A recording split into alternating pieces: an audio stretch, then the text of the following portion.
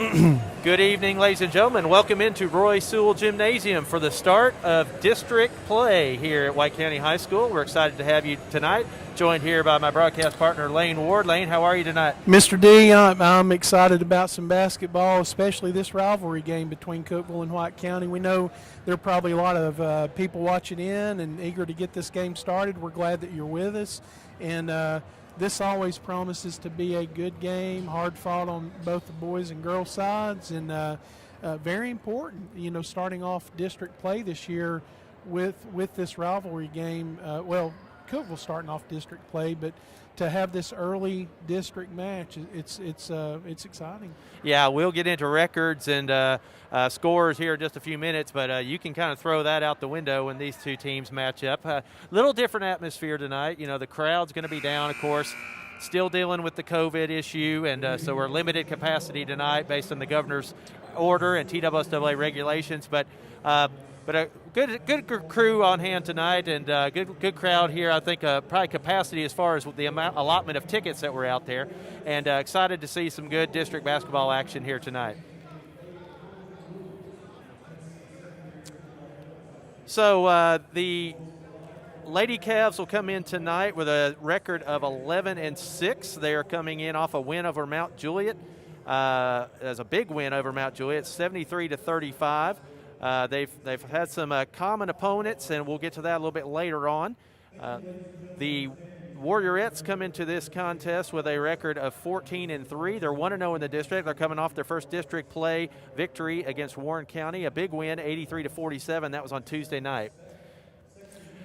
At this time, we are getting ready for the presentation of colors by the White County High School Junior ROTC under the direction of Major McIntyre and Sergeant Major Tim West.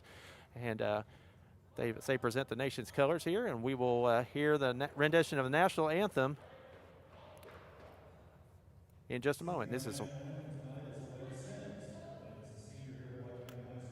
is Elena Sims singing our national anthem again tonight. We'll pause now for our national anthem.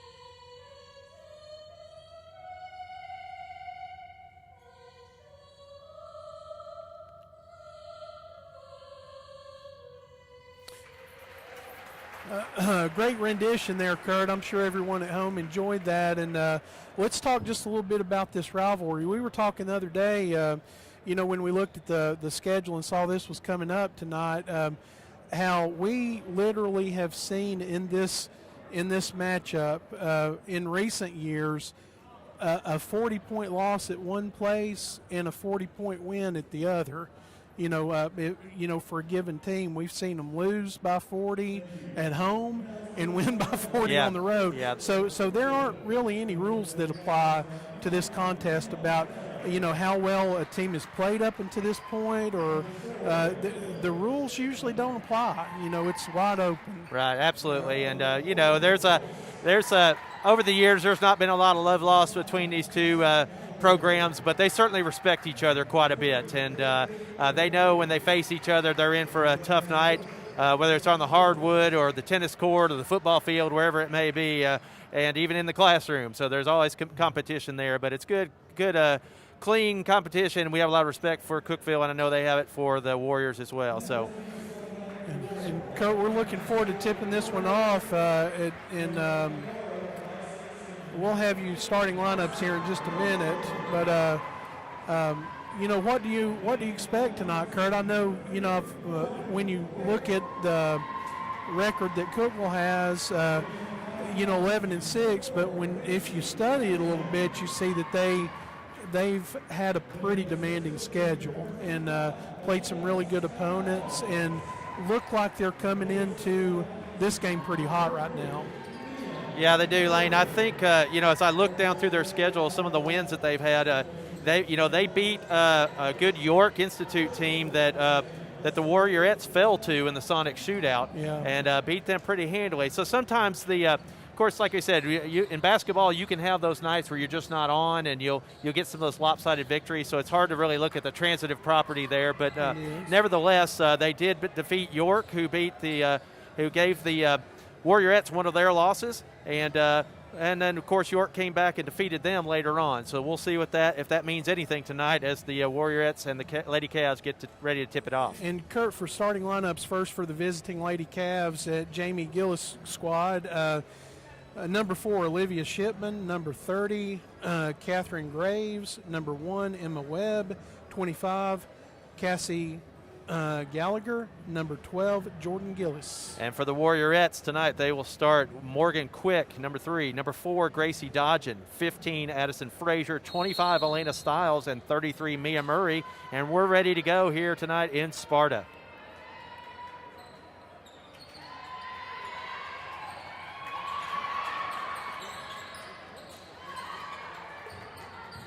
Stiles is going to find an open quick under the basket, and that's the way the Warriorettes get started.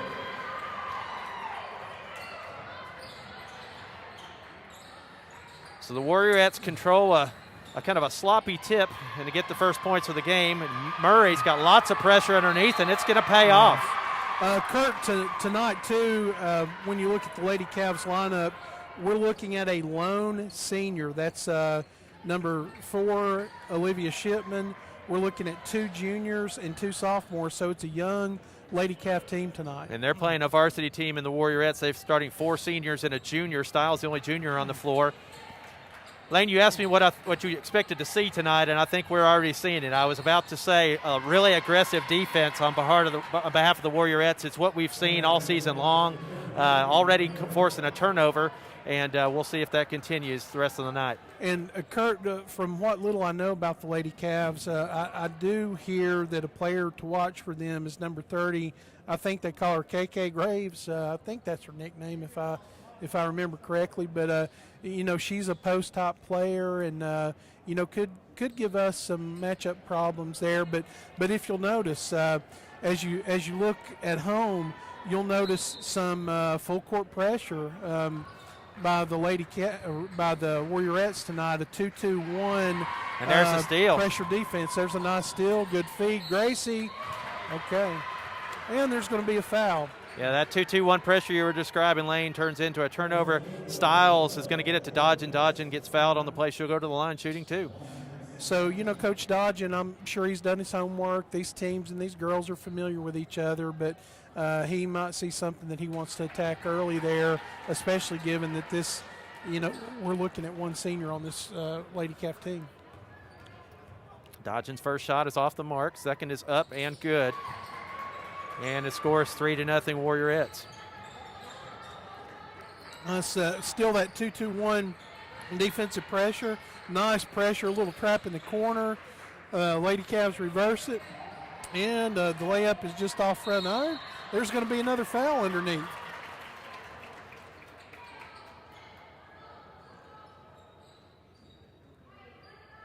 Yeah, I believe they actually call a tie-up on that play there. Okay. It's a stay Cavalier basketball. Lady Cavs will inbound from underneath their goal. There's a nice look. And Gallagher finishes it off for the first points of the night for the Lady Cavs. Frazier brings it down quickly behind her backs, looking for help. She'll find Dodgen breaking, now to Murray. Murray will take the open 3. Off the rim, no good, and here come the Lady Cavs. There's a board by Shipman as she hurries it up the court, and there's an unforced turnover there. It's going to be, the ball's going to go over to the Warriorettes. And checking into the game for the Lady Cavs, number 3, that's going to be Bailey Gillis.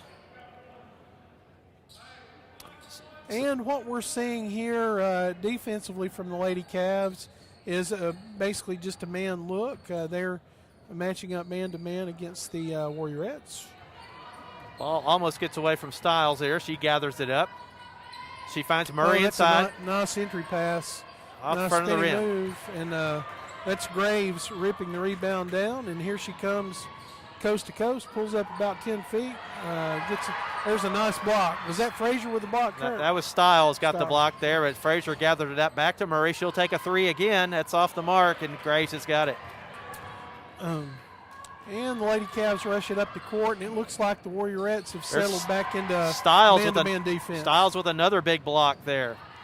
So 2 defensive blocks there in a row for Stiles. The Warriorettes still lead 3-2 with 5:40 to go, first quarter. And Kurt, it looks like there's not be a little butterflies on both sides tonight. The girls know what this rivalry means, and it's important in the district standings. So looking for some rhythm. That's a nice baseline move. And it's going to go over to the Lady Cavs.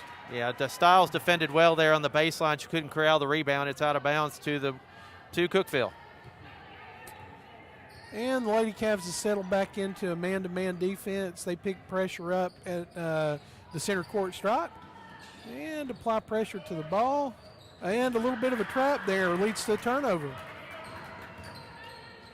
Frazier finds Dodgen. She thinks about a 3, kicks it to Stiles. She'll drive in, finds Murray inside for the finish. That's a nice look, Kurt. That was really nice. So Mia Murray's on the board, and now it's 5-2 White County. And what we're seeing from the Lady Cavs, that's a deep shot way off the mark. And the Warriorettes control it. Here they come, Kurt. Frazier's got it corralled. She's got Murray inside. Murray posts up, spin move. Off the glass, no good. They're really making an effort to get it into the post. And there's Murray with a hustle play. Nice hustle by Murray. She'll get it. Play. There's Quick for 3, and it's no good. In and out. So the outside shot not there just yet for the Warriorettes, but they still lead 5-2, approaching 4 minutes to go, first quarter. Little spin move there, and they're going to call her for a walk. I guess she shuffled her feet a little bit. Yeah, really good defense there by Murray. She placed her body well. She did not reach in with that left hand, and then forced the Cookeville player to travel. So turnover by the Cavs. Kurt, it looks like early on in this game we're really working hard to get the ball into the low post. There's a shot. There's a nice shot by Murray. That's a 2. Good. 2-pointer, foot on the line, but it counts in the thing. It's 7-2 White County. Yeah, really important there on that last drive. Right here, we've got to be careful. Murray has a tendency to reach in and get some fouls. But 2 times in a row there, her pressure has resulted in some turnovers. And so got to be careful she doesn't get into foul trouble. She's done a good job so far. The defensive pressure's been good for the Warriorettes tonight, Kurt. And they'll still see that man-to-man defense. I'd like to see Gracie get pop open here and get her shot going. Last home game that we didn't shoot that well from the outside, Kurt. I'd like to see that change tonight for all of our girls. Yeah, Nia Powers there in the ball game for White County. Ball goes off the Cavaliers. Might have been off Nia, but we're going to keep it down here. There's Dodgen. She's open for 3. There. No good. Powers fights for it. Nice. Quick's got it back to Powers, and Powers it's good. With the lay-in. That's good. Unselfish nice basketball. Hustle. And the Cavaliers want to talk about it. Okay, so Kurt, 3 minutes, 34 seconds left in the first quarter, and it's been a slow and deliberate quarter so far. Both teams kind of, taking their time and being intentional about what they're trying to do. It's not been a rushed quarter so far, and it's low scoring compared to some that we've seen from the Warriorettes. But you got like a 9-2 lead and the defensive pressure that we've been able to apply so far. Yep, I think I called that right before the game started. If the defensive pressure would be there, I wish I could call snow days that well, but but nevertheless, the Warriors are applying really good defensive pressure right now, and it's showing on the scoreboard as they lead 9-2. And Kurt, for the first time in the game for the Lady Cavs, Miss Alyssa Love, number 11, is entered for the Lady Cavs. And there's a nice crossover there. Shot from the outside, that's Gallagher. It's off iron. I bet the Lady Cavs control the rebound. Look to the high block. And Graves will back it out. And Gallagher, Graves.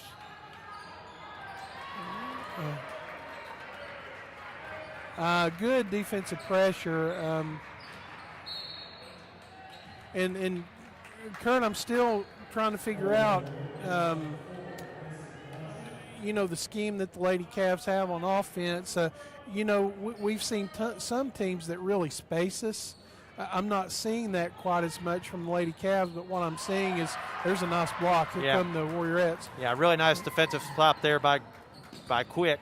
But what I'm seeing is that dribble drive penetration type offense, just trying to get to the rim pretty much. Yeah, it doesn't seem to be really cohesive on the Cavaliers side of the ball right now on offense, but they're still looking for it, and it's just still 9-2 as we have 2:45 to go first quarter. Well, there they go. We're seeing them widen it out a little bit now. And there's some help defense there. Yeah. The Warriorettes bring it down. Styles.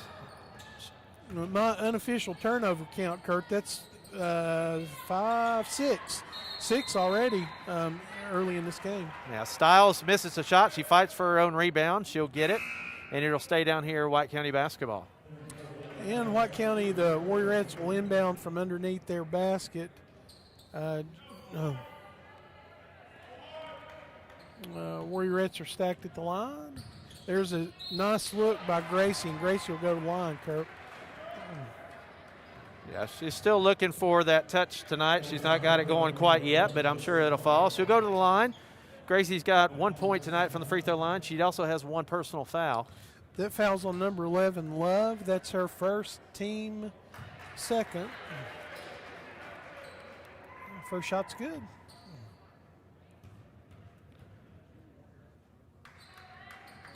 Second shot's good. So Gracie with 2 nice free throws. And we'll see some man-to-man defense applied by the Warriorettes. Warriorettes really doing a good job of helping here on defense. Just always an extra player. Seems like the Graves gets a nice turnaround.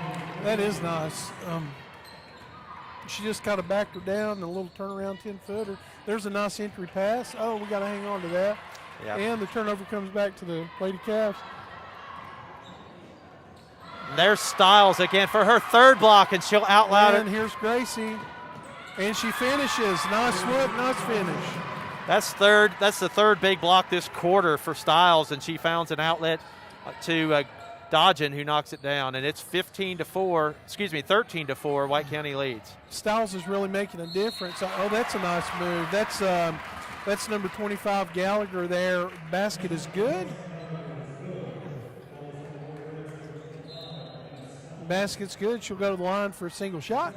Styles picks up the foul there, going for the same block she's had 3 times already this quarter. You can't blame her for that, but she picks up the first personal. She's been a defensive force and a difference maker so far in this first quarter for us. That shot's off the mark. We control it. Here come the Warriorettes. Styles with another strong board underneath.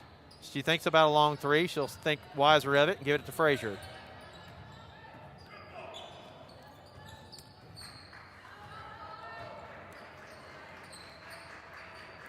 Powers has the ball at the elbow. She dribbles hard inside. She finds Frazier. Into Styles, but they're going to call a 3-second call there. I think actually they're going to get a foul call. Yeah, a little push there on the block. And that's going to be on 25, I believe, Kurt. I think that's Gallagher's first. Gallagher's first, team's 3rd. Frazier will inbound from underneath with the Warriorette basket. Oh, nice entry pass. Good look. Ball comes off to the Warriorettes. Yeah. The official had to think about that one. I think it was the right call. He just wanted to make sure he got it right. But so the ball stays here. It's 13-6, Warriorettes lead. About a minute left in the quarter. Yeah, minute 6 to go, first quarter. Frazier will inbound. Nice. Oh, and there's a foul. That foul's going to be on number 2, Chloe Maynard. I think Chloe Maynard is new to the ball game. That's going to be Maynard's first, team's fourth.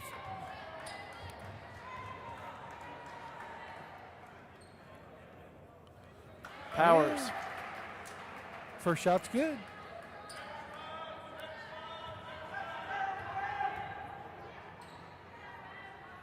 Powers' second shot is up, and it is good. Yeah. And that takes the lead to 15-6. Warriorettes. Yeah, Lady Cavs rush it up the court, try to set some offense. Good spacing and lots of motion this time, this trip down. They're really trying to isolate Graves and get her in the paint, aren't they, Kurt? Yeah, they are. Yeah. Yeah, they're trying to isolate number 30 Graves, just kind of spreading things out and trying to get her a one-on-one matchup that they think she can take advantage of. And it's worked a couple times, but we're defending her pretty well right now, Kurt. Yeah, Quick picks up a personal foul there. It'll be her first, and into the ball game comes Celeste Reed, number 23. So we're about 45 seconds to go in the first quarter. Reed's been really good for us off the bench the last couple games too, Kurt. Right on cue, Reed gets her hand in there, knocks that away. Yeah, good young player in Celeste Reed. She seems to have a knack for making things happen when she gets her minutes. Have you noticed that, Kurt? She does. She gives her really good minutes. Like I said, she plays really more experience than her experience provides. She really plays above her age level. Yeah, let's see if they spread it out again and try to isolate Graves. We've changed our defensive assignments up a little bit, and we jump into a bit of a zone we jumped from a man-to-man to a zone, and we're able to trap them and catch them off guard a little bit. Almost led to another turnover, Kurt. And we've got some changes in the Cavalier lineup now entering the game. I can't tell because of the ponytail. Number one, that is Webb. Webb was a starter. She's back in, as is number 3. Number 3 is Bailey Gillis. 15 seconds to go, first quarter. Cavs have the ball. Lady Cavs really spreading the court out now, looking for some penetration. There's a basket is a little bit hard. Fight for the rebound. And another scrum there. Reed's got it. Really excellent defense there by the Warriorettes to close out that quarter. I mean, there was about a full minute there that the Warriorettes just applied pressure, would not let the Lady Cavs get off a decent shot, and it paid off as they didn't get it, and they take a 15-6 lead here at the end of one. Defensively, there's no doubt that's how you wanted to end that quarter. Kurt, a 6 points in a quarter, holding the Lady Cavs to 6. That's not bad. Yeah, if they can repeat that 3 more times, I think Coach Dodgen would take it. You've got a lot like that recipe, but you also got to know that some of those outside shots are probably going to start to fall for both teams, and let's hope they do. Yeah. Well, hey, do you need your prescriptions filled and you don't want to call the pharmacy? Payless Pharmacy is proud to offer an app that you can submit your prescription refills on. It's available on the App Store and Google Play. It takes on average less than 2 minutes to refill your medicine, and it is one less thing you have to do. So be sure and load it down to your phone today. That's Payless Pharmacy here in Sparta.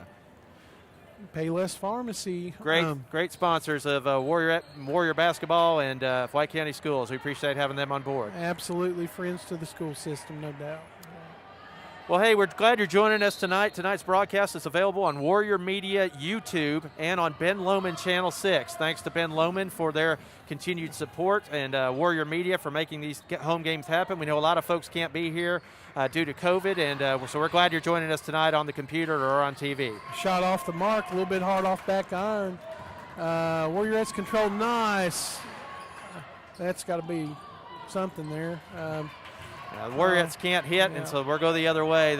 Here come the Lady Cavs.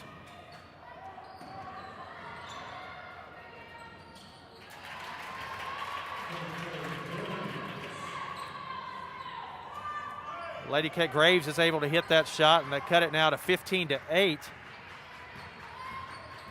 The Warriorettes have it. Murray will take a long 3. It's off the front of the iron, no good. Graves just throws the outlet pass. That shot's no good.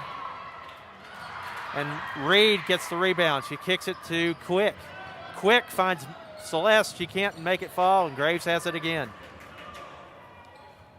So a couple unsuccessful trips by both teams down the court to start this second quarter.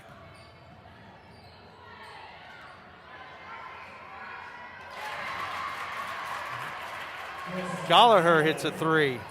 And just like that, Kurt, we've got the game has tightened up quite a bit. Yeah. Gallagher, she's really been their scoring force tonight. And there's a turnover.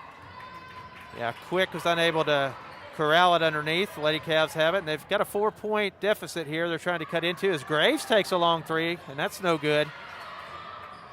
Webb's got it underneath, and she'll bring it back out. Deep shots off the mark, off back iron. Ball bounces around. There's going to be a foul on Murray. It's going to be a shooting foul. Gallagher will go to the line. Yeah, Murray picks up her second, and she looks like she'll be making her way to the bench, and that's just something that she's going to have to continue to work on. Those fouls get her in trouble and get her to the pine a lot in the first half. And Gallagher's first shot is good. She'll toe the line for a second shot, and just like that, Kurt, we've got a 3-point ball game. Yeah, Reed will take a seat as well. Stiles and Frazier back in the ball game for White County. Gallagher's second shot, the mark is good, and we've got a 2-point ball game. I'd really love to see us get Gracie going, Kurt. Frazier to Stiles. Stiles and got some caught up. Pressure there. Yeah, pretty good defense, stubborn defense there by Graves. Forced Stiles into the traveling call, and so here come the Lady Cavaliers with a chance to tie it up. You know, and they've really spread the floor now, and they're getting some motion, running off picks and screens, and really trying to get things to go through Gallagher here too. And folks, Gallagher is just a sophomore, so she's definitely a strong player for the Lady Cavs. And Graves inbounds. That's number 4 handling the ball out top. That's Shipman for the Lady Cavs. And showing some patience, a little motion, cutting, screening, showing a lot of patience. Trying to isolate Graves for the moment. And the back, good defense by the Warriorettes. And there's some help from Frazier, and that was easy right there, Kurt. Yeah. And we've got a tie ball game just like that. Yeah, Frazier got there, but she didn't hold her ground, and she gave up the low ground there to the attacking player. She had an easy lay-in. So it's tied up, 5 minutes to go, and things have changed as Powers takes an open three, no good. So the outside shot still not there for the Warriorettes, and here come the Lady Cavs. Strong move by Graves, and the Lady Cavs have the lead. Yeah, just like that, what was very well in control by the Warriorettes has gotten away from them. And the Lady Cavs have the lead and the ball. Graves drives hard, kicks it out. There's a shot from deep off the mark. And the Warriorettes will force it up the court. And Coach Dodgen calls out an offensive set. And let's see what we can do this time down.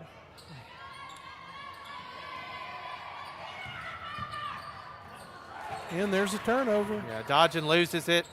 And here come Lady Cavs. Lady Cavs in transition. That's going to be a blocking foul. Number 1, Webb, Emma Webb, a starter for Lady Cavs. She's going to go to the line. So Powers picks up the personal foul there. She was pretty straight up, but feet were moving, and she'll get the blocking call.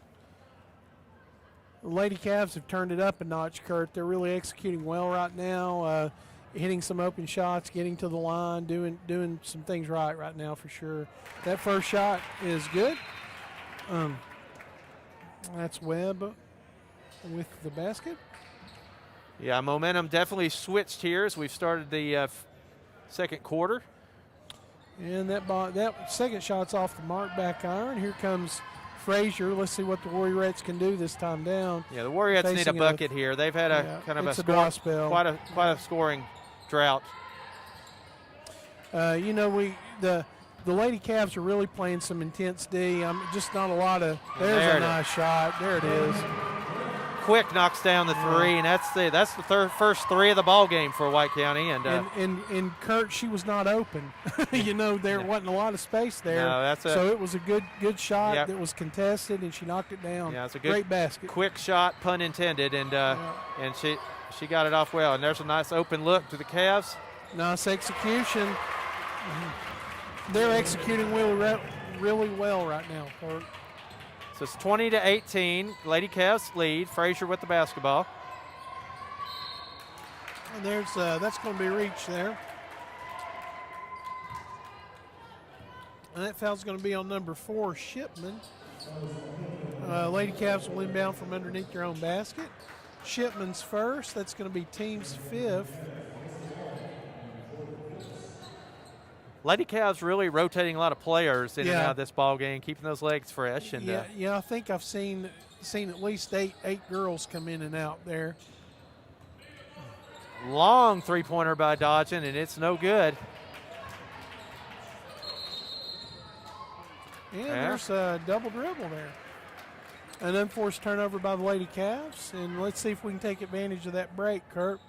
We're trailing by 2 with just over 3 minutes left in the half. So Frazier brings the basketball across half court. The possession arrow is with the Lady Cavs. Warriorettes trying to look inside, dodging the ill-advised pass. It's on the floor. And that's going to go over to the Lady Cavs. No, I'm sorry, it stays with the Warriors. Well, I think you're correct. The arrow was saying Lady Cavs. The signal went. I'm not sure what's going on, but we'll go with it because the Warriorettes have the ball. Warriorettes are continue to look inside. Outside shot just not there tonight, and they continue to look inside as there's good defense applied there. Boy, it's really tight defense that the Lady Cavs are playing. There's not a lot of space for us to get those, that outside game going. Not opportunity for open shot. And what had happened right there has happened several times down the court. They get it down low, and just some good defense. They can't handle the ball. It winds up being a turnover to the Lady Cavs. And so credit to the Cookeville squad for applying that pressure, but it's made it difficult here in the last eight or so minutes for the Warriorettes to get a good shot off. When we were up by 9 points, they stayed composed and just kept working their offense, and it's paid off for them. There's Gallagher from way downtown.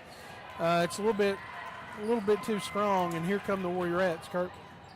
And there's a deflection. I think she got it with the foot, is what they're saying. And they're going to conference about that one. Yeah, her foot did come up, but I think it went off of her hand. They're going to talk about it. Yeah. There's a little sleight of hand right there, I think.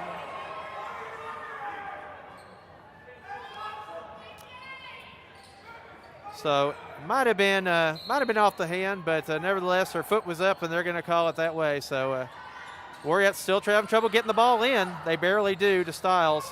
Avoid the 5-second call. So the Warriorettes just really struggling to get anything going here offensively. The Lady Cavs doing a good job inside. Open looks aren't there, Kurt. They're really sticking us like glue pretty good here. And there's Dodgen. Moving well as we try to rotate the ball. There's a good look, but we can't finish, and there's a strong rebound by Gallagher. And there's nice defensive pressure, but nice stolen right back by the Lady Cavs. So. And there's going to be a timeout for the Lady Cavs. So quite a turn of events here from one quarter to the next. Yeah, it's been an entertaining game, Kurt, and it's like we would anticipate this rivalry to go, I think. Just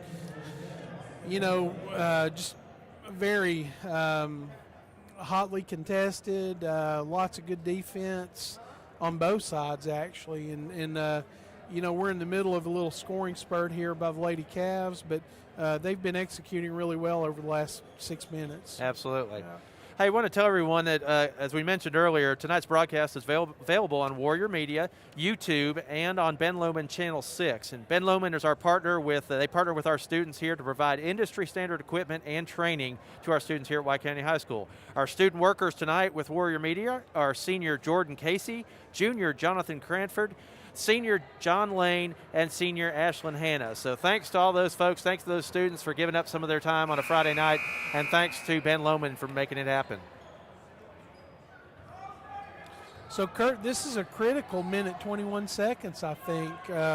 You certainly want to end the half on a high note and see if you can't put a little distance between the other team. We'll see what happens. Yeah, absolutely. It's been, like I said, kind of a scoring drought for the Warriorettes, and they've got about one basket in the past quarter of play, so we want to see if they can finish out strong here.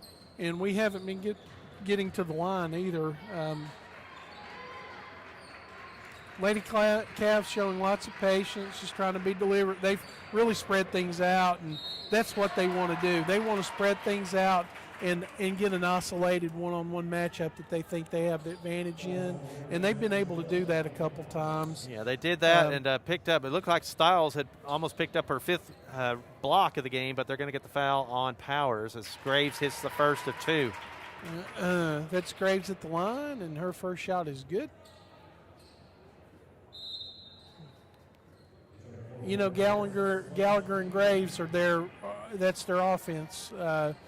Those are the girls that they try to work things through, and they're both good players. Yeah, and speaking for offense, the Warriorettes just really have not got it going. I mean, they're staring down a sub 20-point half here.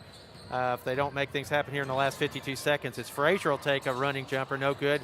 Reed is there for the rebound, kicks it to Dodgen. Could she knock it down for three? And she can. Bottom, let's get her rolling here. And just like that, we're tied. We're right approaching 35 seconds here. I wouldn't be surprised if they want to hold to the end of the quarter here and see if they can't take the last shot. A little bit of a trap there.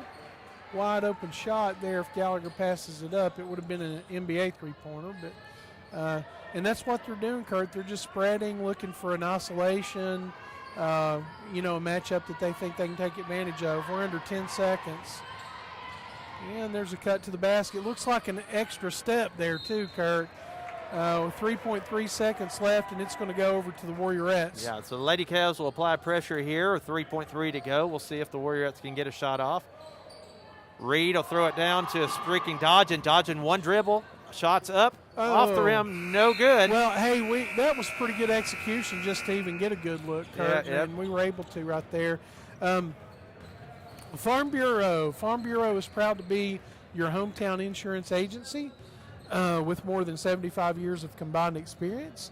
They are there to help with your insurance needs. Stop by and see agency manager Ryan Qualls or agents Bradley Locke, Justin Coe, or Kate Crosland. They are located at 141 Churchill Drive, or give them a call. That's 931-836-3171. Go Warriorettes.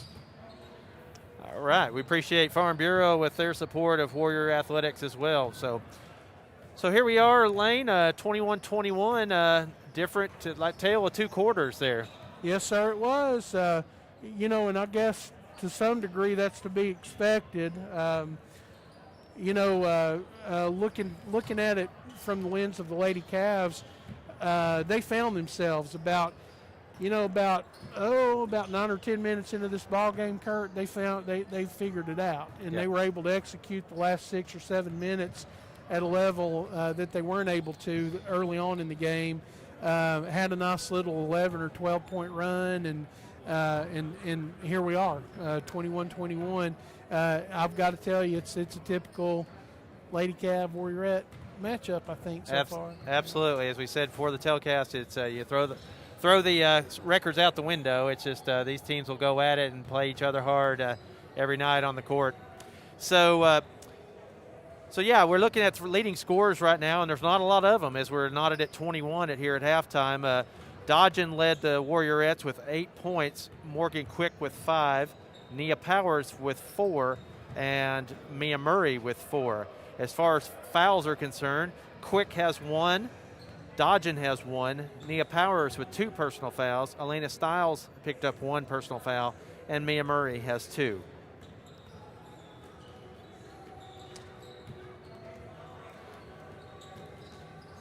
And Kurt, just as we've got some time over halftime to talk a little bit, let's go ahead and look at the upcoming schedule for the Warriors and Warriorettes. And like we've mentioned, the Warriors and Warriorettes started district play this Tuesday and at Warren County.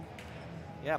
We said earlier, the Warriorettes picked up a big win, an 83-47 victory over the Lady Pioneers in Warren County. They play tonight, of course, here against Cookeville, and then Tuesday they'll be home against Cumberland County. And Kurt, as far as the Warriors go, I know they had a nice win on Tuesday night too, and I'm sure that win felt pretty sweet to beat the defending district champs, Warren County Pioneers. Right, yeah. I think the Warriors had a 11-point victory down in Warren County the other night, and always good to get a win, but certainly in district play to get off to a good start.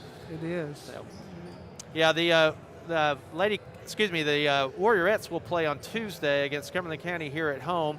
Still be under the COVID protocols, so limited attendance that night, but we'll be broadcasting through Warrior Media again on Tuesday. They've already faced off once back in December.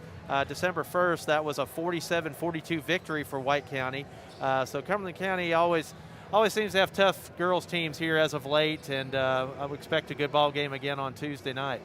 It'll feel like a district ball game Tuesday night with Cumberland County. They play at that level, and it certainly won't be much of a change from what we're going to see night in and night out in district play.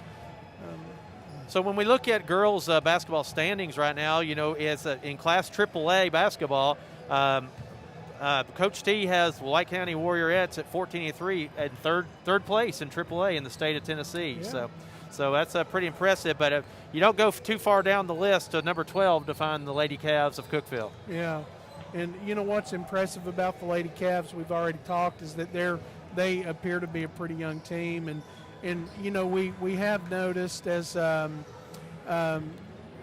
the game's gone on, we've noticed that the Lady Cavs go deep into their bench. We've seen them rotate eight girls in pretty routinely, frequently.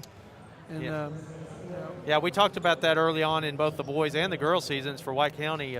Getting those players on the court and getting them experience pays off this time of the year, when you get into district play, and certainly when you get into postseason play. And it looks like the Lady Cavs are well versed in that as well, as they're getting a lot of players on the court. Sure does. And Kurt, once again, in between games tonight, we've got a special guest that'll sit in with us for a few minutes in between the boys and girls boys game, and that'll be Miss Candace Allen. We talk often about the unique partnership that Warrior Media has and that path of program of study has with Ben Lohman that allows us to bring this broadcast. And Miss Candace Allen, who heads that up for White County High School, will sit in with us, and we'll talk a little bit about the program and the opportunities that it might create for the students that are part of that program, and just what they do, and some of the secret behind the scenes things that go on that the kids take care of that allow this broadcast to come to you. Yeah, we're excited about that. I mean, she does such a fantastic job with those students, and be anxious to hear some more about some of the projects they're working on. There are just so many. It seems like about every week I get a different email with a video that they've created, and it's just better than the last every time. And so just a lot of neat stuff going on. For those of you who don't know, as we've mentioned, this broadcast is being brought to you by students. It's a student-led broadcast. They're running the cameras. They're manning the equipment behind us here, running the audio. I mean, they're taking care of all of it, certainly with the help of Ben Lohman and Miss Candace Allen. But, this is student-led production, and so we're really proud to bring it to you, and Candace Allen has a lot to do with that happening every night. And Kurt, this was, that program and this opportunity was well in place before, COVID-19 put a kink into everything. But it's been very fortunate that we've been able to bring you live coverage of high school games locally, and there aren't a lot of high schools that have had that opportunity. So we're very grateful that we've been able to do that, both football during the football season, and now during basketball. Yeah, you're absolutely correct. The fact that it was going on before COVID hit, but the fact that COVID is what it is, and with the TSSAA restrictions and the governor's executive order number 70 now, we just had to limit our attendance. And so I know that's hard for our fans because we have such a strong fan base out there, and we certainly thank the Warrior and Warriorette fans for joining us tonight, and we're glad to be able to make this available to you. And Kurt, I know, those of you that may not know that you're our director of schools, and I know last night was a board meeting, and I know that there's some discussion about maybe a new building project that's exciting, and the possibility of that coming up. Is there anything you want to say to people about that potential? Yeah, sure. So, CARES Act money, which is a Corona Relief Act money that is coming out from the federal government, we've received some of that already. We're going to receive some more, and there are specific categories that money has to be used for. And one of those categories is capital improvements or buildings. And so we're looking at that. We have some projects out there. We've got some roof projects that have been past due, we put off, and we're just thankful that the governments have recognized that the school systems have had to put some building projects off because of budgets and COVID and that sort of thing. But we're really excited about a possible addition that we're going to make to Bondycroft Elementary, and I think it's long overdue. And we hope to connect that outside gymnasium to the rest of the school and freshen up the outside look and build some special classroom space that I think is much needed up there. So, and that's something about our school district, Kurt, that and it's been a long time hallmark of White County schools is just really good stewardship of the facilities that White County has, and this goes back many years, and and once again we're being able to continue that. So. Yeah, and the building we're sitting in right now is most of it was built or a lot of it was built back in the 1960s. But this is still one of the favorite gymnasiums that these teams will come to, they'll tell you it's a great atmosphere and it looks great. And our crews do a great job of keeping our buildings looking nice. And it's not every day that we build a new school in Sparta, and we just did that last year. So it'll be a while before we build another one from the ground up. But we certainly take pride in maintaining our buildings, keeping them running tip-top shape, and keeping them look good because we're proud of them. We're proud and we want our kids to be proud and happy when they come to school as well. And needs are always changing, constantly changing. What a school environment is expected to be is especially changing and fluid, these days because of the, how quickly education seems to change. Yeah, you're exactly right. And so we're going to build some of those nuances into the new addition at Bondycroft if that comes to fruition, and we'll add some of those interesting spaces for what education is today. But yeah, we're really excited about it. We're excited for the folks up in the Bondycroft community. And Kurt, here we go. The Lady Cavs control the ball to start the second half in a 21-21 game, and there's a wide open look for Graves. Graves scores again. Yeah, trying to be aggressive there on the defense, trapping, and just wasn't able to get the trap and found Graves wide open. So right before the half, Gracie got a good shot off that found its way to the bottom of the net. Let's see if she stays hot this half.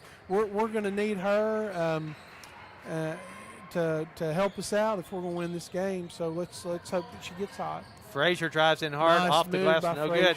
Just can't get it to fall, and the Cavs continue to apply pressure. And here's Graves. It's going to get what I thought was going to be an easy lay, and it rims out. Off the mark, but Gallagher controls the rebound. Penetration, Graves from about 17, 18 feet away takes a look, and the Lady Cavs will spread it out and start some motion here, trying to move and pick and cut a little bit. Very deliberate in offense, setting screens, rolling off those screens. There's a nice penetrating move. It's off the mark. Here comes Frazier. Frazier finds Styles. Styles on the left side, pull up 10-footer, no good. No good. Off the mark. And I can see a little frustration here with the Warriorettes. There's a nice play by. Good hustle by Styles back down the court. She was frustrated with her shot, but she shook it off, got down, got the steal, and here come the Warriorettes. Lady Cavs just doing a really good job right now of just defending and not allowing the Warriorettes to have good open looks. Everything's contested. There's Gracie at the top of the key. She backs it out a little bit. Going to work off a pick. And the Lady Cavs do a good job cutting her off as she came off the pick. Crowd on the Cavs side wanted a 5-second call. They don't get it. So we approach 6 minutes to go, third quarter. Warriorettes still looking for an open shot. They get it down low to Murray. And before she gets the shot off, there's a timeout by Coach Dodgen. That was just a little bad luck right there, wasn't it, Kurt? Yeah. She nice move in the post. The basket was good, but timeout had been called. And that may be something they can go to, Lane. They've had I saw Murray cutting through the lane a couple times there, and she was open. They didn't find her. They found her there. She's able to hit. So she's very athletic and strong on the glass, and she might be able to do some damage there. They may want to go back to that soon. And put some pressure on Graves and maybe get some fouls on her. Well, and, not only that, but you get it down there too, and that opens up Gracie on the outside and Dodgen, and Quick to get those open 3-pointers. So kind of an. The Cavs have done a really good job switching off of our screens and fighting through them just like there. But here comes Murray with a nice underhanded layup, but it's off the mark, and the Lady Cavs control. Yeah, it was not a bad shot. Murray had a look, but it just rimmed out, and so they had the right idea. So they did go back to Murray, and we'll see if they go back to it some more here as they are on defense at the moment. That's Gallagher at the top of the key, working it around to number 4, Shipman. And Gallagher sinks into the low block. There's Graves from 3. It's off the mark. Rebounds controlled by the Lady Cavs. There's Graves again.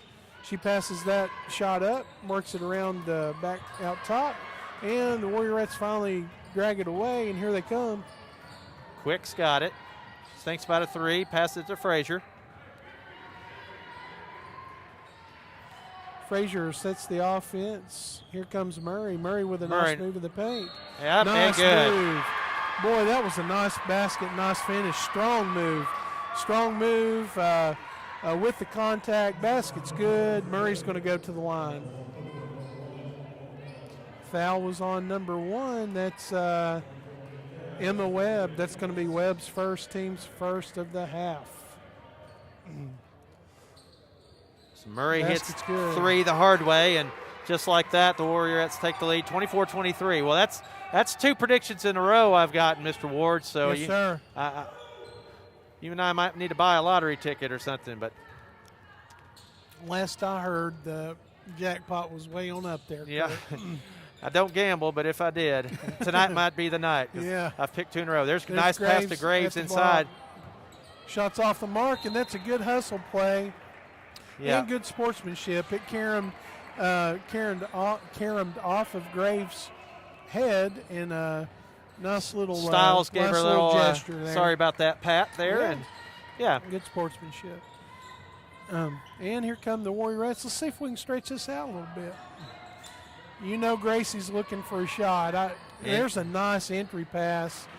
And look at Murray battle. Yeah. Yep. She just went to war right there first. She wasn't going to be denied, went to war. Yeah, I think they've seen the same thing that I was seeing from up here, and they're going to feed Murray and let her work down low. She's aggressive enough. She can get some points down there.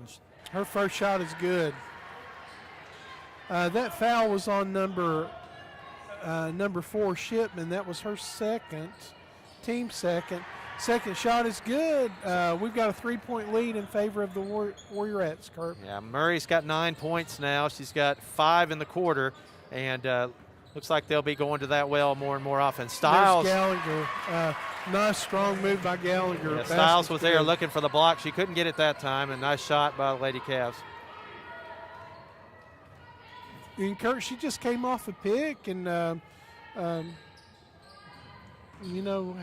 an open look at the basket. There's a shot by Murray that's off the mark. Here come the Lady Cavs. Yeah, I think Styles thought she was going to get there with that. She has that long reach, and she almost got a finger on it, but she wasn't able to get it, and that allowed the Lady Cavs to put it home. And there's Murray with her finger on the ball. She'll get the steal. She tries to save nice it. Hustle right yeah, there. Nice hustle. She's a little gimpy getting up, but she's okay. Back on the court. Graves, the shot is off the mark.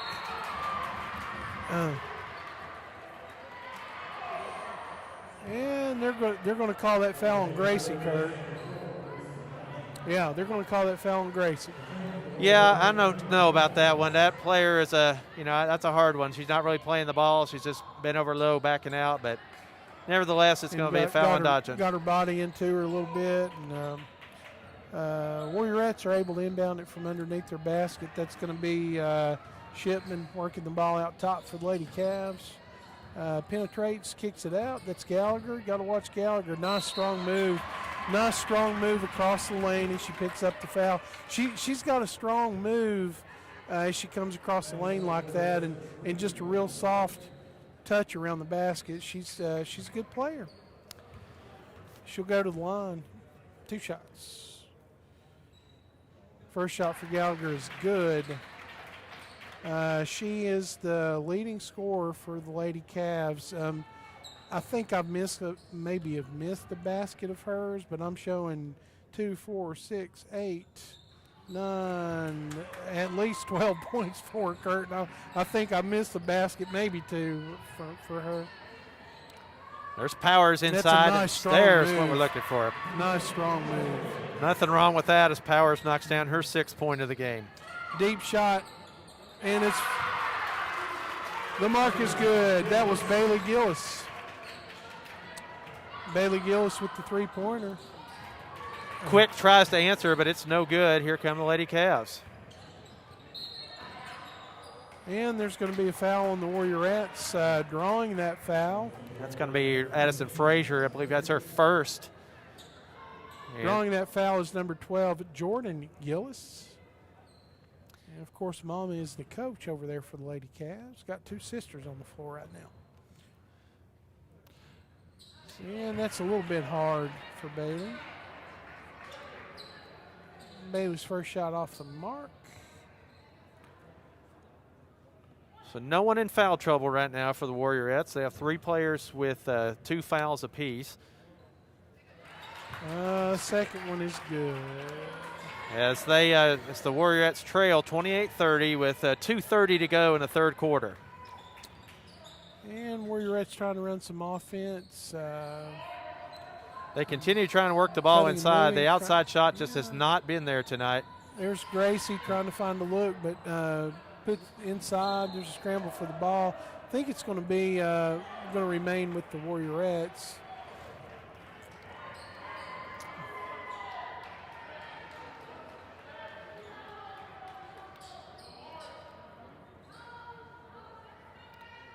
So White County basketball inbound from the corner on their own half. Dodgen will take the open long 3, and it's no good. Still the outside shot not there for White County. Stiles defends that ball. She gets it. They're going to call the Warriorettes over the back right there. Gallagher had an open look. It was a good quick transition for the Lady Cavs, but shot's a little bit hard, but there's the 3rd foul for the Warriorettes. Yeah, I missed a foul on Quick. That picks up her 3rd. And again, the smart play by the Cavs, the Lady Cavs. They just really, when they box out, they really just bend over and let that player reach over their back. And probably not a reach over foul, but that's the way it's being called. And so, Kurt, what we're seeing right now is the Lady Cavs are just really attacking the basket. They, and that's been the difference for them. They're moving well, they're screening well, and they're really just attacking the rim. And the fouls are starting to mount for us, and they're scoring from the line. So, and both of those shots were good for Shipman. So Shipman hits 2, and we've got a 4-point game in favor of the Lady Cavs right now. Nice lob underneath, and that's a nice look, nice basket. Powers finished with that. And it's 32-30, the Lady Cavs lead. And the Lady Cavs are going to spread the floor and look for an isolation here. Shipman thought about the shot. There's Gillis. Bailey Gillis. Nice block, nice deflected again. There's Gallagher at the right place at the right time. Nice hustle play. Deep shot by Gillis, and it rims out Graves. We fell asleep for a minute and allowed her to get some positioning in there, but that's Graves again. Yeah, Frazier's got the ball. She's trapped out high. She'll find Dodgen. Dodgen's going to get it stolen from her. And I think I think Coach will like to talk to player here. So Gracie will take a seat, and Morgan Quick will come back into the contest. You know, I'm seeing frustration in the Warriors right now. Yeah, a little frustration and a little extra hustle by the Lady Cavs as they'll take another long three, knock it down. Okay, that was Bailey Gillis with a deep, almost NBA three to give the Lady Cavs a 7-point lead. There's a strong move by Murray. Nice pass. Dish, and it's off the mark. Nice pass by Murray to Power. She can't finish. Here comes Lady Cavs. Transition. There's Gillis again. It's the last minute and a half in favor of the Lady Cavs. Yeah, and their score right now, as they corrected on your screen at home, it is 39-30. The Lady Cavs have opened up a 9-point lead. And 34 seconds left in the third quarter, and you feel like that this is at a critical point for the Lady Cavs. We just had a hard time getting open looks. Absolutely. And especially anything that's more than 5 or 10 feet away from the basket. Yeah, and credit the Lady Cavs. They're playing hard and playing Absolutely. good defense and doing well and forcing the Warriorettes into bad shots. All right, do a quick announcement here for our friends at Payless Pharmacy. Is your old mask worn out, falling apart? Payless Pharmacy is proud to have a great selection of both kids and adult masks available starting at $4 each. Be sure to visit them at 285 West Turntable Road. That's Payless Pharmacy in Sparta.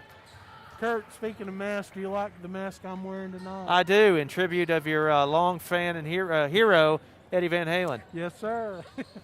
In the greatest rock album of all times, 1984. You need to look into it.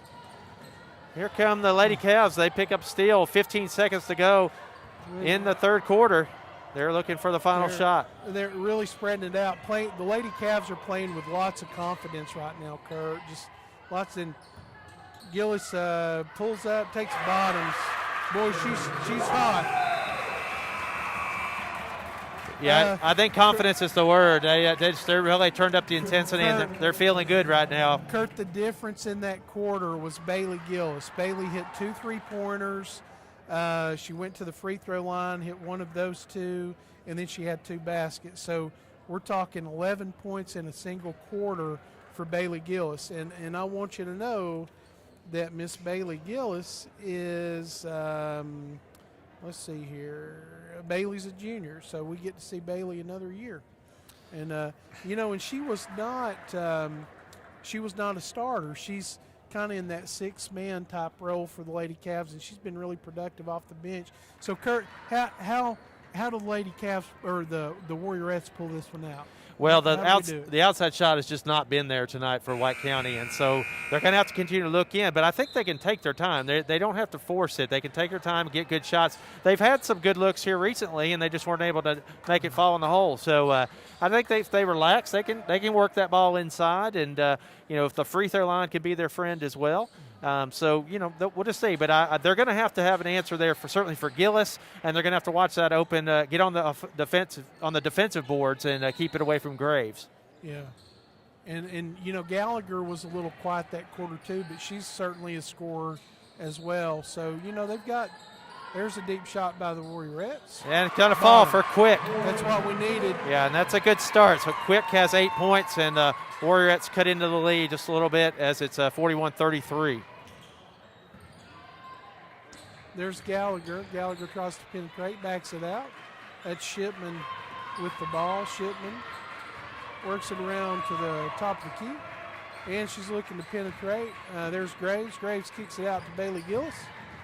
There's a nice entry pass in the paint. Deep shot off the mark, but Gallagher controls and puts it back in. Yeah, that can't happen. As we just said, that's where the Warriorettes have got to get on the defensive glass there. And that good defensive stand as Powers drives in, left hand, it's knocked out of bounds. They'll stay with the Warriorettes, but they have a good defensive stand. They force them into a tough shot, and then they just got to get on the glass. So it's 43-33. So the ball comes into Powers. Powers to Dodge, and Dodgen wants to get a shot off. And she drives on Gallagher. She's going to take a look, backs it out to Murray at the top of the key. Nice entry pass. It's going to be a foul on Bailey Gillis. I think that's going to be Gillis, number 3, her first. Yes. Her first, team third.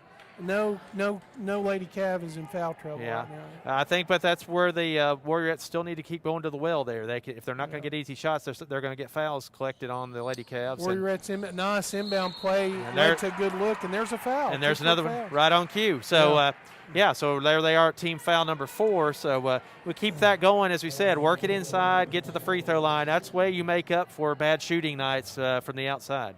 That foul was on number 4, Shipman, and that gives her 3. It looks like she's going to stay in the game for now. First shot's good for the Warriorettes. Morgan Quick hits her first free throw. She'll put up the second. It rattles home, and she has 10 points on the night. And there's a violation there. And an inbound violation. Let's see if we can make this work here, Kurt. To get it back to 6 points just like that would be nice right here. And we'll inbound from underneath their own basket. Nice look on the inbound pass. Let's shake Gracie loose and get her a good look at the basket right here. She's picked up a dribble, entry pass, scramble for the ball. It's going to be a jump ball, and I think it belongs to the – is it going to stay with us? No, it's going to go over to the Lady Cavs. Lady Cavs will inbound, and they're facing full court pressure from the Warriorettes. Trying to turn the defensive pressure up a little bit. They managed the pressure that time. Here comes Gallagher with a nice, strong move. Backs her way in. Used her body well to fend off the defender. She's a good player, Kurt. Yeah, that was smart. She shielded herself well. Yeah, and there's a pass too strong by Murray, and it's a 10-point lead right now for the Lady Cavs as they inbound. Gallagher will trigger the inbound pass. And still facing some pressure, full court pressure. They're able to manage it pretty well. There's Graves. She'll back it out. Bottoms.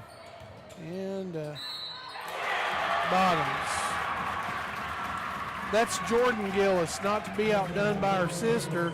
The shot is good with the foul. She's going to go to the line. So again, coming into this quarter, I didn't feel like the Warriorettes had to press too much. If they just take their time, they could find the open shot. They've made a couple of, kind of unforced errors here on their way down offensively, and it's turning into points on the scoreboard for the Lady Cavs. And that shot is good. Jordan Gillis converts the old-fashioned three-pointer. And they're going to lock down and man-to-man defense here. So the lead is 13 as Murray takes an open 3, and it'll rattle home. She's got 12 on the night. Now they need to play some defense. Warriorettes. We need to stop right here, Kurt. Need to play some defense, and they need to get on the defensive glass. Hold them to one shot.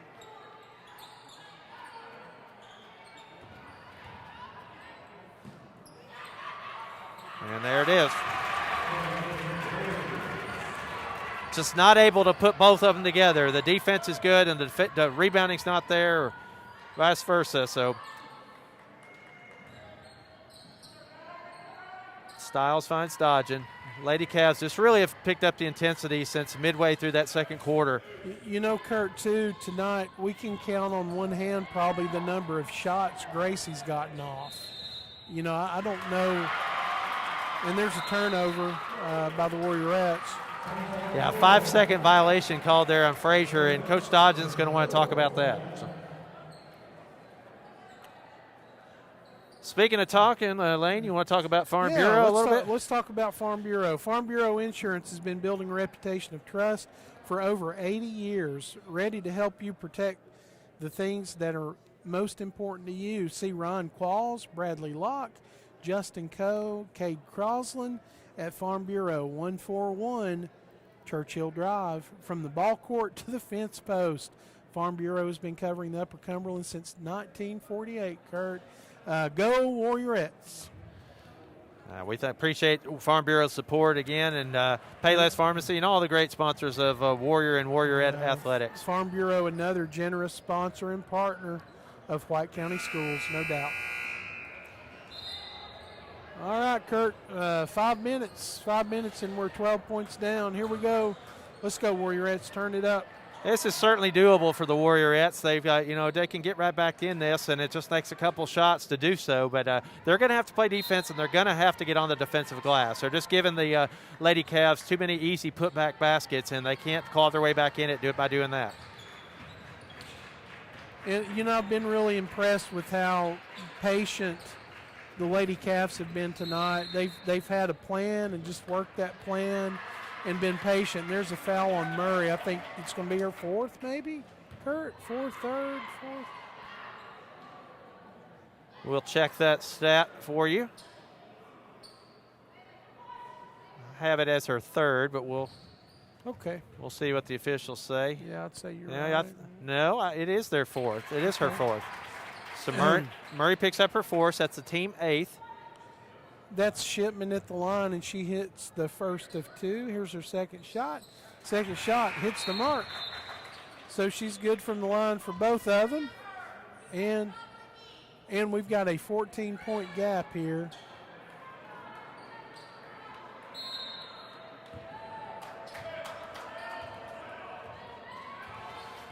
So here come the Warriorettes. They are down 14 at this point and looking to make that offense work. Quick, who's had the only shot from outside tonight, really the only shooter's touch.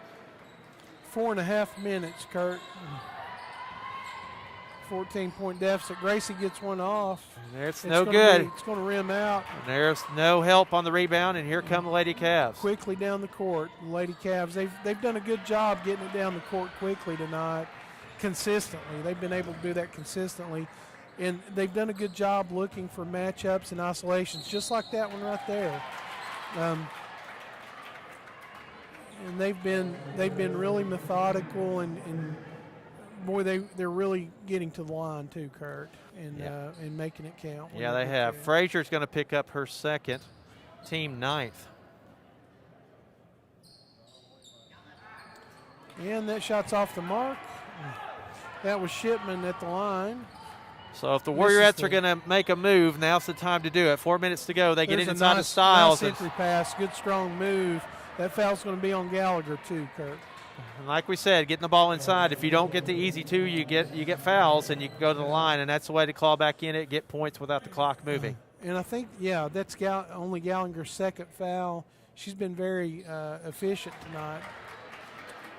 And we miss it at the line. Yeah, Styles is off the mark there. She'll have a second.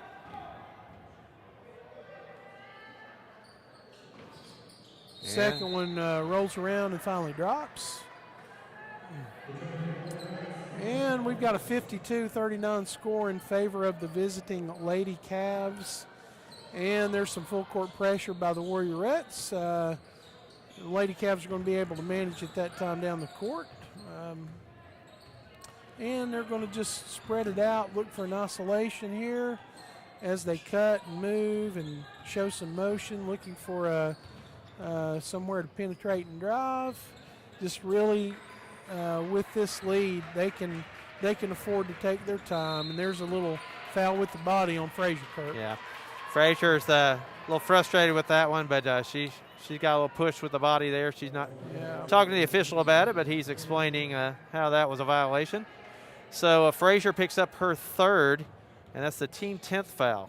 And, and Kurt, those kind of fouls happen when you're chasing. When you're chasing that motion offense, and you're just a step or half a step behind, those kind of fouls tend to happen, and it gets teams to the line, and that's what's happened here. Yeah. So both of those free throws were good.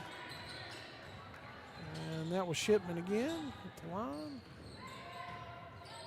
Stretches it out to a 15-point lead with just over 3 minutes left, and here come the Lady Cavs. And things just not going well for the Warriorettes tonight. Just they get the ball in bounds. That's an unforced turnover there by Powers, and here come the Lady Cavs. So inside game not working, outside game not working, and just struggling to get on the boards. Lady Cavs really in control at this point, Kurt.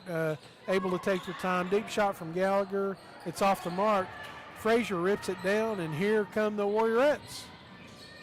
Nice entry pass. Good strong move, and there's a foul, I believe, It's going to be on Gallagher, I believe, her third. 25, yes, that's correct. It's going to be her third, and we're going to shoot 2. Yeah, Powers will be at the line shooting 2. The deficit is 15 at the moment, 2:45 to go in the game. First shot by Powers is up and good. Celeste Reed will enter the contest for Frazier.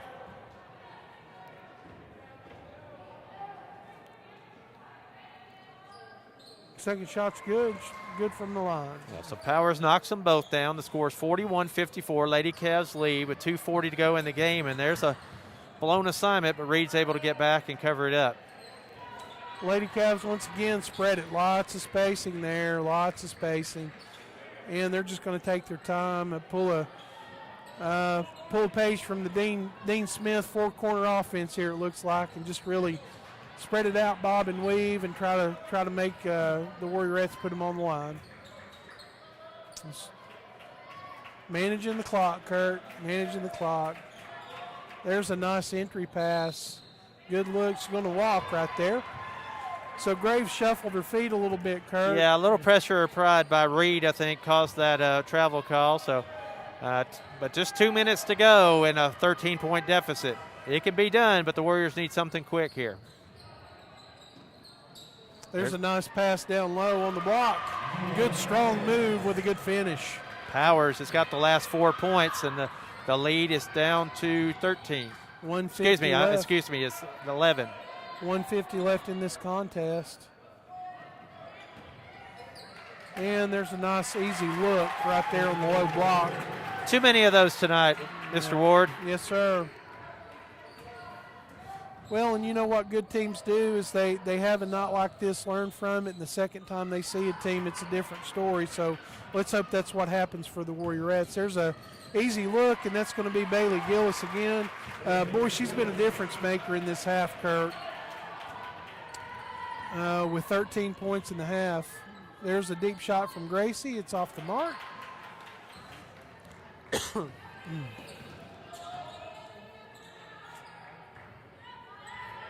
And we're at 1 minute. This one all but decided right now, folks. Yeah. And it's been a good effort from the Lady Cavs tonight. They've done a really good job.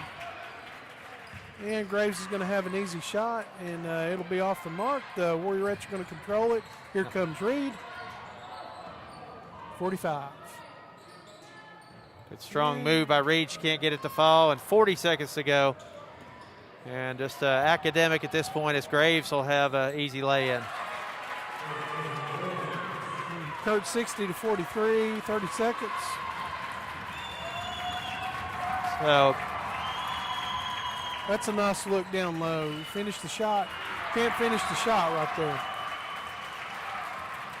Yeah, really, just a strong performance by the Lady Cavs to come into Royce Sewell Gymnasium and put it on the Warriorettes like this in the second half. Powers against open three, no good. Rebound comes away with 15 seconds, and the Lady Cavs are probably just going to ground this one out, Kurt. Yeah, they're going to hold the ball, and, well, Kurt, that's going to bring this one to an end, a 17-point win for the Lady Cavs here at White County. And, it's kind of typical of this matchup. I just, you never know. The Lady Cavs did a great job tonight. If you look at why they were successful, and we've kind of seen this in some games before, they created space, they spread us out, tried to find isolations, especially with Gallagher and especially with Graves. Tried to get isolations by spreading us out, working off motion, working off screens, and they were able to really get us to the line in the third quarter and made the best of their opportunities when they had them. And then, a story of the second half for the Lady Cavs was Bailey Gillis. And in my very unofficial scoring, 13 second half points from their seventh man or seventh girl off the bench. Yeah, and I think on the other side of the ball for the hometown Warriorettes, they just could not get the outside shot going. And, No, sir. they tried to get in the inside, and then that wasn't falling because of aggressive defense on behalf of the Lady Cavs. And so those, you don't have it going inside or outside, it's going to be hard to win ball games. That's and right. Offensively, they just didn't have it tonight. I mean, Stiles had 1 point. She played great defensively. Oh, yes. But when she didn't have any offensive points tonight. Really, just 1 point, and they spread around a little bit. Marie had 12. Powers had 12. But Dodgen had an uncharacteristic low game with just 8 points, and Quick had a good double-digit scoring night. But just not enough of it from anyone, all the Warriorettes together, and really a lack of effort on the boards, both ends on the boards, and they were one and done on the offensive end a lot, and just didn't get on the defensive boards enough to get the win. And Kurt, really give the Lady Cavs credit to that defense. They really played tight defense tonight and made it difficult for us to get that. Our game is an outside game. If we can get that going and the transition game off of defensive pressure, they were prepared for it tonight and did a really good job. So let's see if we can return the favor.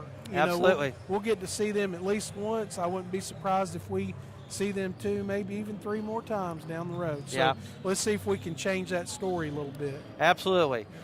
Well, here we go into halftime, and we have a special guest with us here tonight. It's going to be the birthday girl. I don't know if you know that.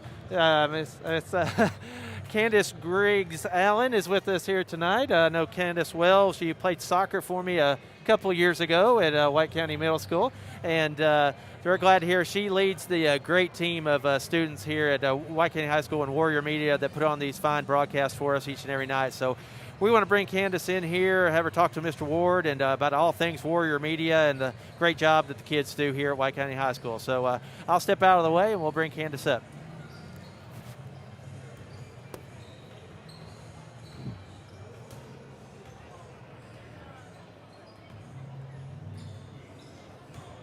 Got it, Miss Candace? Are you good?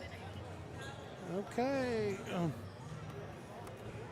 Okay, so ladies and gentlemen, I'm excited to have Miss Candace Allen with us tonight. Hello, Miss Candace. Are you wired up and ready to go? I think so. Okay, awesome. Well, everyone, it's my pleasure to introduce you to Miss Candace Allen. She's the brains and the strategy behind the broadcast that we have, and also, as Mr. D said, I guess she's the birthday girl. Any special plans? Watch basketball. Basketball. Work a little bit more. Does it get any better than that? No. Okay. But there might be some snow coming, so that's nice. That'll be pretty. I'm very aware. My husband jokes that I'm like an amateur meteorologist. Of course. That all teachers are. Yeah. So, yes, I'm very aware of the snow. We're worse than the kids. I think no we are. doubt. Well, we every broadcast we really brag about the partnership that your program has, Warrior Media, with Ben Lomond, and especially, with things like they are now, we know that it's important for the community to, they probably have a new appreciation for what your program does. And, people, who better to tell us and educate us about what your, program of study does? And can you just educate us about your program of study, in kind of the pathway, that kids take whenever they enter your program? Just educate us a little bit. Absolutely. I could talk about it forever. There's so much to it because it's grown so much. And that's because of the students. They've taken it from basically nothing, and it's exploded over the past 5 to 6 years. But the program is available to our sophomores. Beginning their sophomore year, they can start the program. And there are 3 levels of classes. In the first level, they learn the basics of filming and editing. In our second level, that's the group that's making all of our productions that you see us distribute to the community. So any of our videos that, that we are distributing, that class is making. I'm trying to think of an example. We had the student Jordan Casey who we did the interview with, and he just got accepted to Lipscomb. That was our last big video to come out of that class. My third level class does our morning announcements, but what is really cool about that is that they're live. So every single morning they come in, they write their scripts, and they do the live announcements. So for them, it's more like a job versus a class like the other 2 levels. So moreover, once they complete those courses, they can start doing more hands-on things like they are tonight. they can get involved with the after-school stuff. So we do a lot of things outside of the classroom too. Football and basketball being our two biggest ones, and that's where Ben Lomond comes in. So every CTE program has an advisory committee, and it's just full of organizations in the community that partner with our classes to make sure that we're on track of what's going on in the industry. So they're our biggest industry partner, and so they helped us really get where we are today. They have trained the students. They provide some of the equipment. We are trying our hardest. The whole point is for us to become more independent from them. So they're not here tonight. It is 100% student-led. I'm here to put out the fires and fix your audio most times, and we've been good It's tonight. been awesome, yeah. I was getting self-conscious about that, feeling like I was doing something wrong or something.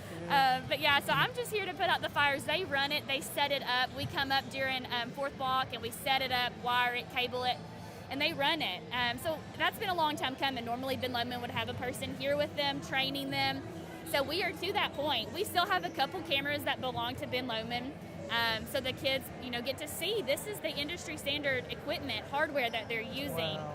So that's really cool too. And a lot of them are going into this field when they graduate. So they're getting some good experience and some cool stuff to put on resumes and applications too. What does that post-secondary path look like for a student? Once they graduate and leave your program, you said that some of them are continuing. Yes. What's that look like? Where do they go? What do they do? They can do a lot of different things with it. It's very broad, and that's what I tell them when they come into it. I think it's a good choice because it is such a broad field, and that's why I chose it. So I didn't go to school to be a teacher.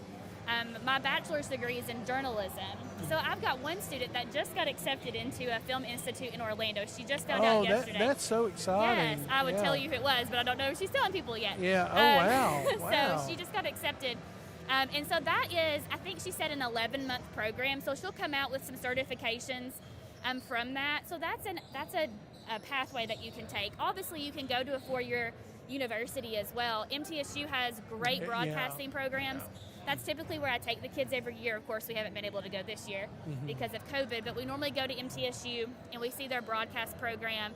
And they have different avenues of that too. You can go film production, audio production, so many choices there. News, and then of course Tennessee Tech has a journalism and communications program as well. So it just depends on what they want and what they want to do.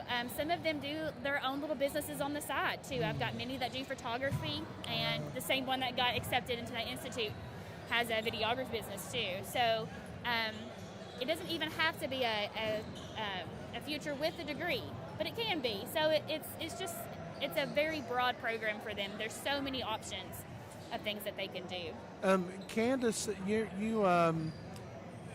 mentioned the involvement that your students have in this broadcast. What, for example, tonight, how many students are involved in this broadcast tonight? Tonight I only have 5, and we're struggling. Yeah. I wish I had 2 cancel on me.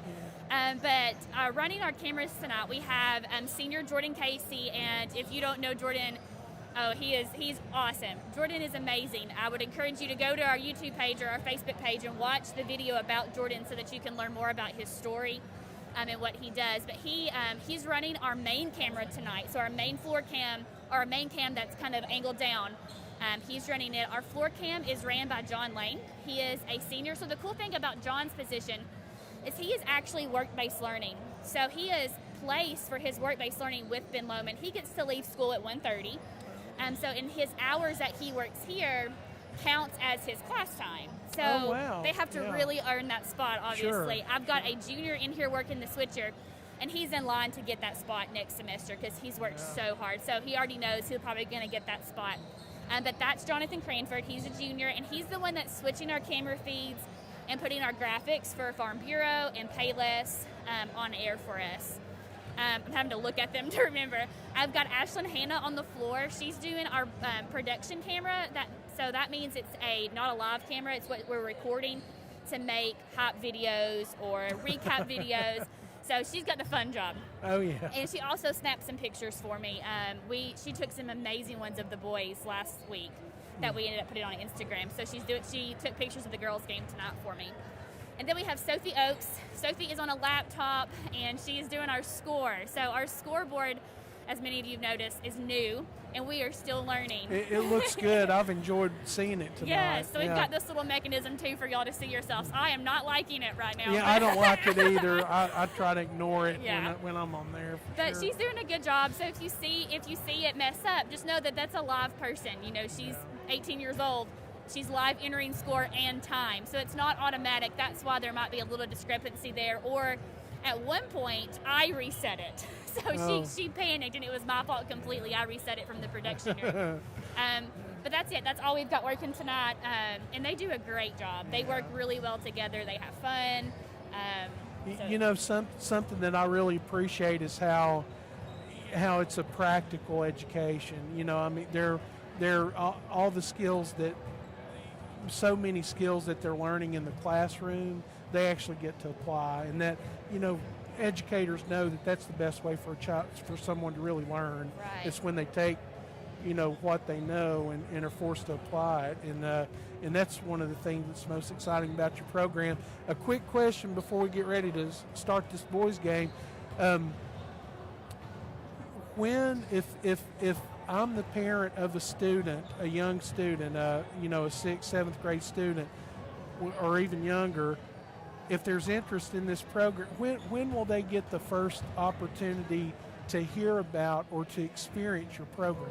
So when they're in 8th grade, they do what's called a program of study fair. It obviously looked a little different this year because of all of the changes. So we did a virtual one, but typically they will bring the 8th graders to the high school and let them tour the entire building, and we do little presentations for each program. So it's a little overwhelming for them because they see everything, but they just kind of get an idea of what high school is going to be like. We do that again when they're freshmen. They have like a freshman orientation course that they do, and they get to see the programs again. So we really try to show them what's available. When they're sophomores, they go through a Jobs for Tennessee Grads class. It's like a little skinny block, and they rotate through every CTE program again. So we really want them to see that there are options out there. Like I said, they won't actually be able to sign up for the course until they're sophomores, but they can go ahead when they come in as freshmen, note on their paperwork, I want AV Productions is the name of the course. I want AV Productions to be my program of study, or even take it as an elective. I've got some level 1 students that are seniors that are taking it as electives. So that's an option too. It's just to kind of get a little taste of what it's like. Yeah. Well, Candace, thank you so much. It's been a pleasure to hear about it, and I know people out there have been appreciate what you're doing, and there's just such a wonderful opportunity, you know, that our community may not be fully aware of. So, you know, and I having a bit of a high school background myself, I really believe in the importance of, you know, a high school student especially finding their thing, you know, finding their niche and finding their people, and you know, one of the things that encourages them to come to school every day, and I know your program does that for a lot of kids. Yeah, they're very close, and they're great friends, and they joke all the time that we're one big family, and I love it when they say that. Yeah, it makes me happy to hear them say that. So, well, thank you for what you do, and thank you for spending some time tonight just educating us about what the program's like. No so problem. Thank you, Miss Candace. Thank you. Mm-hmm.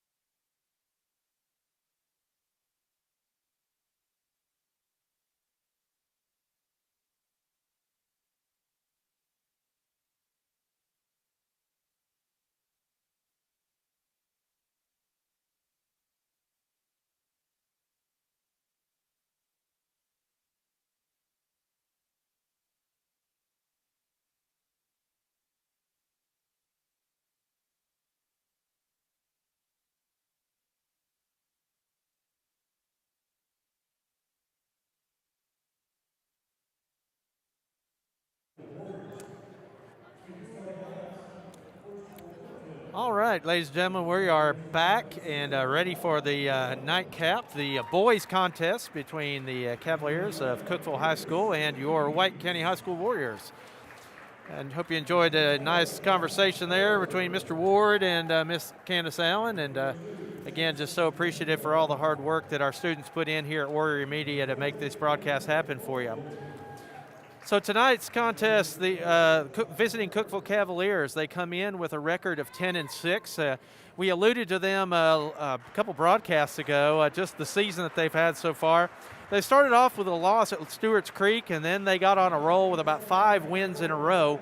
Then they hit a trough where they lost about 5 games, won at McMinn Central, lost at Buford, and now they're on a 4-game win streak coming into tonight, coming in off of a win last Saturday night against Mount Juliet, a big win. And so they're back on a win streak right now. So the Warriors will try and end that tonight and put them back in the loss column as the Warriors come into this game with a record of 13-3. They're 1-0 in the district. They opened up this past Tuesday with a win at Warren County. And they are coming off of that win and previously a 70-55 win against Coffee County. So the Warriors looking to get things started, actually to win tonight, to get things started in the doubleheader against Cookeville. They want to pick up the win tonight and keep things going. They've got their eyes on the postseason, and we're looking forward to this one tonight.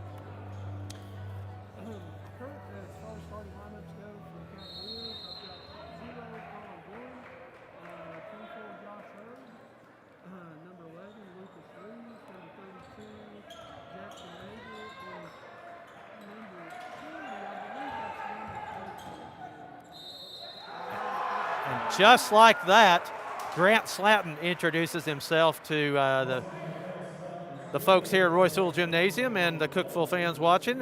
So Slatton will go to the line. He gets the basket to count. He'll go to the line shooting one.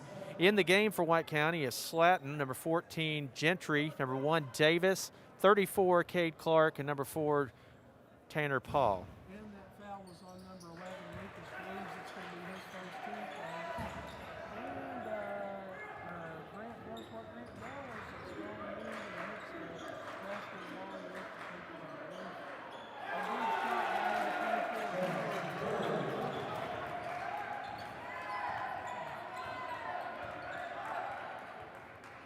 And that's going to be an interesting matchup to watch. Hurd against Slatton. Yep. It's good to see Grant off to a hot start. Yeah, he's off to a hot start. He's going to be confident with those first few falling for him. Okay, hey, we've got some full court pressure by the Warriors.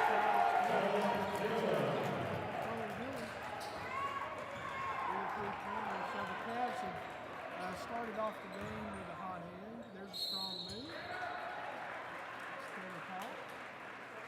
Yeah, it's good to see Tanner going to the rack hard early, and they'll need some scoring out of him tonight to win this one.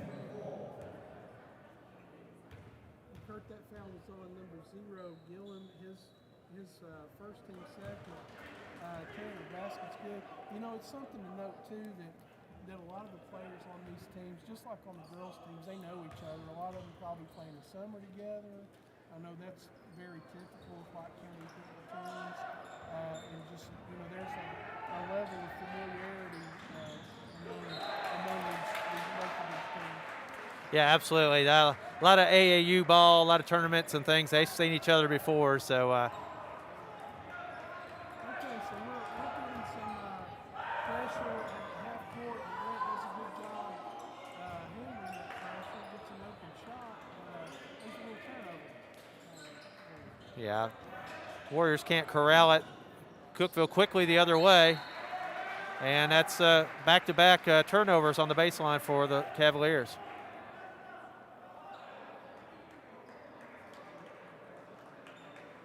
And what we're seeing here is it looks like a man-to-man defense.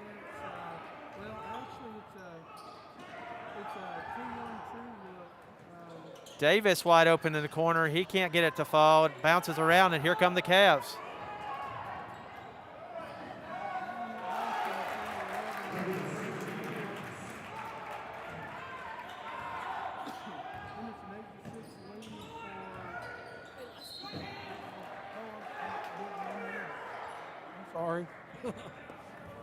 Okay, I'm back.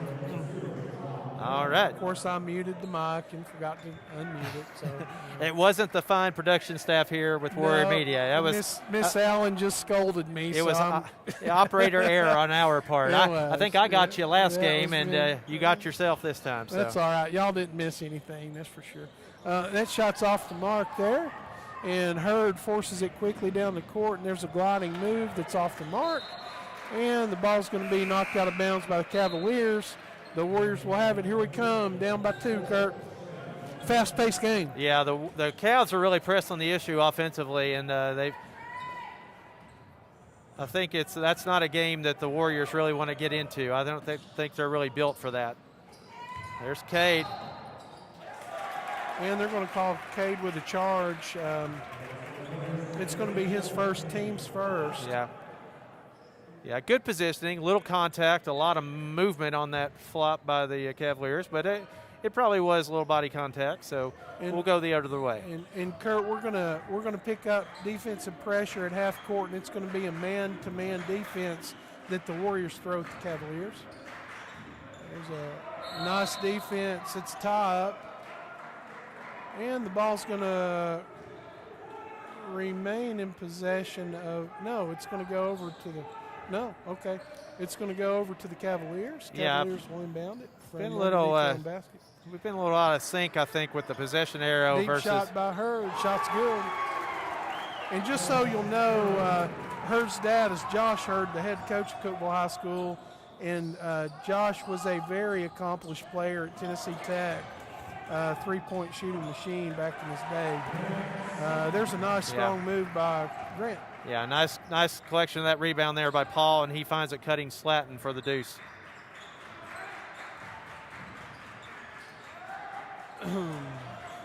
There's about a 12-footer. It's off the mark, and Paul clears it out. Here come the Warriors. Or Warriors, I'm sorry. That's okay. Warriors. And Paul looking to shake open. Man-to-man defense. Slatton and Hurd really kind of going at it tonight. They're marking each other well. It'll be interesting to see. Slatton spending a lot of energy here in this first quarter already. There's an open shot. Nice look. Yeah. Nice job by Slatton. Draws the attention and gets it to an open Davis, who knocks down the three. So we're knotted at 11, 4:20 to go. First quarter. Hurd will take another deep one. It's off the mark, but it's to the Cavs.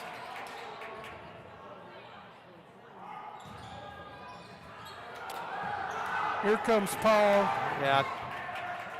Paul's not looking. Slatton was down the court, wide open. Cavs come back the other way. Deep shot by number 4. That's Manette, Trey Manette. That's off the mark. And we're halfway through the first quarter, Kurt, and it's 11-11, knotted up. It's a fast game, game. You get the feeling this is going to be a good one through the duration, don't you? Yeah, absolutely. I've just already been even the off-ball play between Hurd and Slatton has been good. They're really marking each other up good, and it's going to be interesting to see down the stretch here. I'm going to say this. We're seeing the same type of defensive pressure from the Cavs that we did from the Lady Cavs. They're really trying to contest shots and just not leave a lot of breathing room, and that's how you have to beat the Warriors. Yeah, and because if we get open shots, we'll hurt you. But here's something I'd like to see though, Kurt. I feel like that once again, if we can get Cade going, I don't know that they've got a body in there with the same skill set that he has that can match it. So we'll see if we're able to get that post play going, Kurt. There's going to be a charge. Yeah. Yeah, I'm not sure he was set on that one, but they're going to – it was good positioning, though, and he sold it well, and the call's going to go against Tanner. Yeah, Lucas Reeves draws the charge against Tanner. And the Warriors will still show. It looks like we're going to show. It's a man defense. Trying to trap out of it a little bit. Oh, there's a near turnover. Deep shot by Hurd. Shots off the mark. And just a lucky rebound there. And, yeah, just unlucky bounce for the Warriors. And that's Manette with his first points of the game.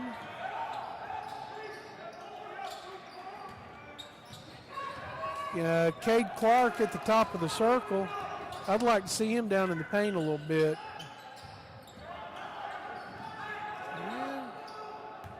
And there comes Grant. Grant draws the contact. It's going to be a block. Yeah. Yeah, Slatton will go to the line, shooting 2. He's just able to create and elevate there, and just really able to elevate above the defensive players there and get his shot off, even in some difficult situations, as Grant knocks down the first of 2.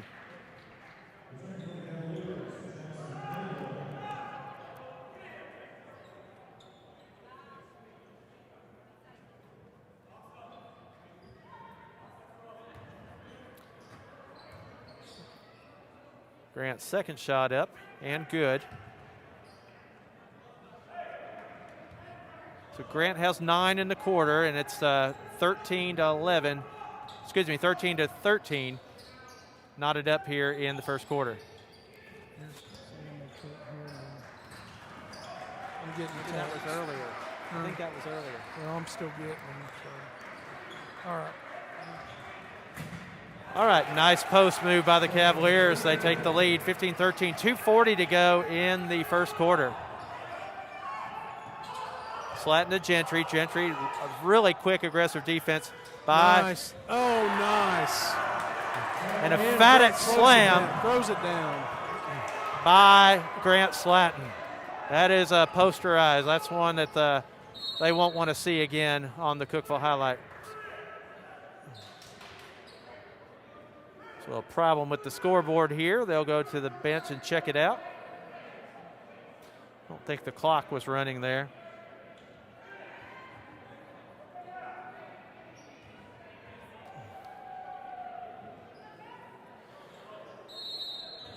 So we're checking with our audio here. We have some folks say might be able to hear Mr. Ward okay or not. They're checking on that in the booth for us. But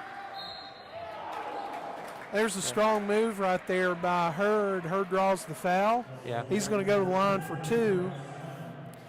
Yeah, great sportsmanship there. You see Slatton is going to be called for his first foul there against Hurd. Hurd went down hard, and Slatton goes right to him, helps him up, and Hurd with the pat on the back. So these are two guys that probably know each other well. They're going hard at it. I mean, they're playing each other about as hard as they can, and good to see them with a good sportsmanship there. Hurd toes the mark. The first shot is good. Hurd settles in for the second shot. And he finds the marks. And hustles right back down court. We're going to see some pressure here from the Cavs. They trap. Nice look and a strong finish by Paul right at the rim. Yeah, nice look. Again, Slatton just draws so much attention. He pulls people's eyes away from the other players, and he found an open Tanner under the basket. Hurd drives, shots off the mark. Could be fireworks, and there's a foul on the play. The foul is on number 22, Bennett Reeves. That foul should be on Bennett right there.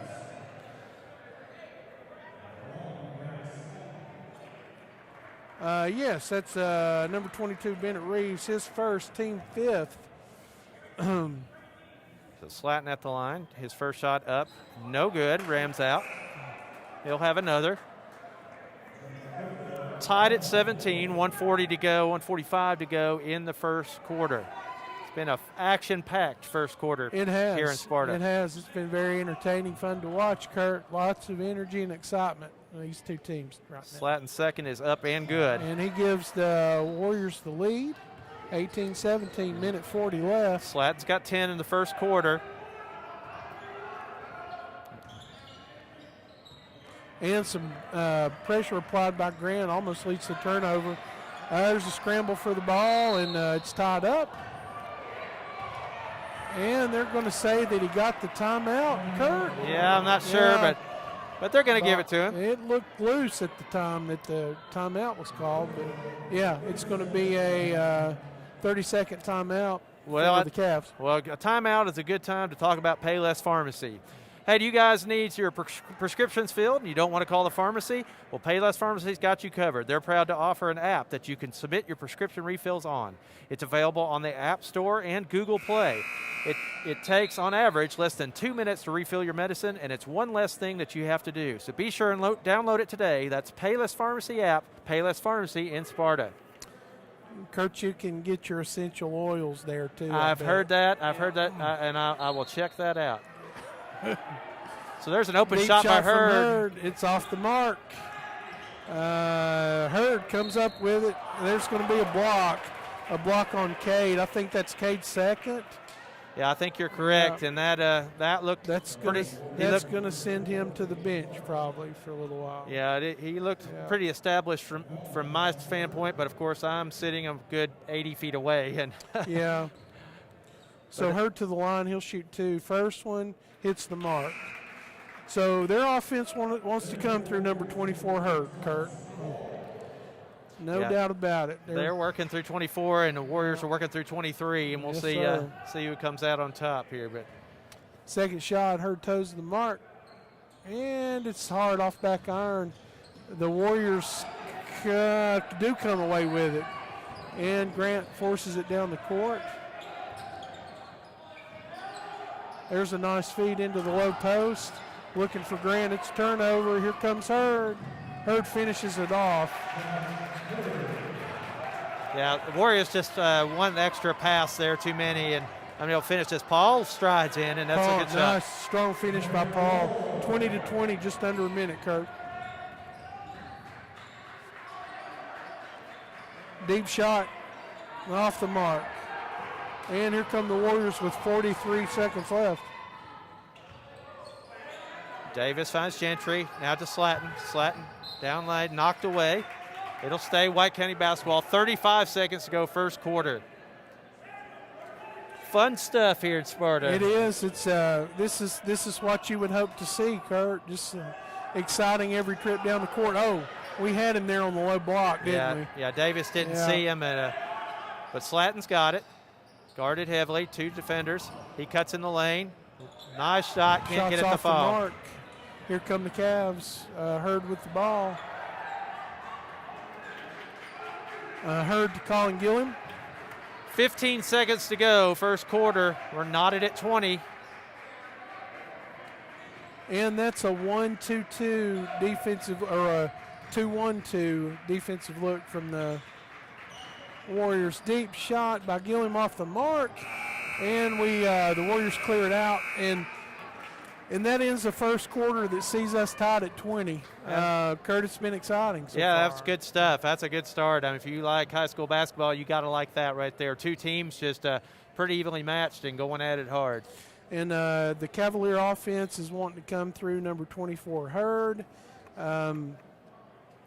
And, it looks like to me what they're going to try to hang their hat on, Kurt, is just, pressure, contesting shots, not providing a lot of space. And they are coming off to double. They're getting help on Grant. Yeah, they are. Yeah. They're getting doubles on him, but that's led to a couple of easy baskets for the Warriors as he's been able to find the open teammate.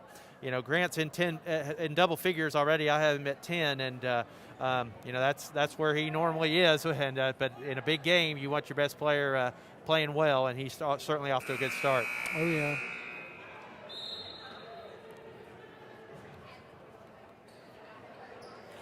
So the Warriors will inbound from the sideline, and just the other side of midcourt. And it has been strange seeing these two teams play without the student sections, hadn't it? Yes, normally this is a different atmosphere. You can't move, yeah.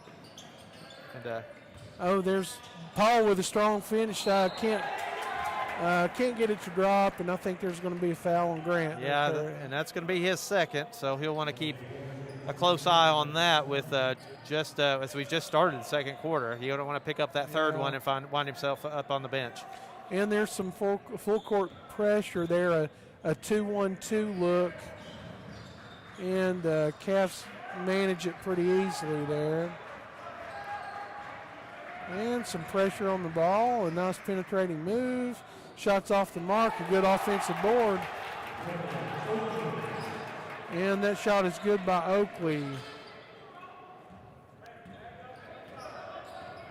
Tanner Paul has the ball as he crosses midcourt.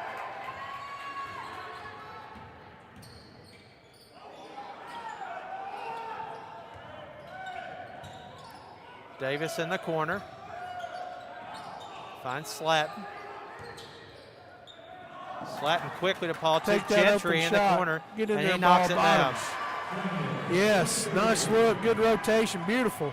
He was wide open, Kurt, and because they'd come off to double team, and he got a nice open look.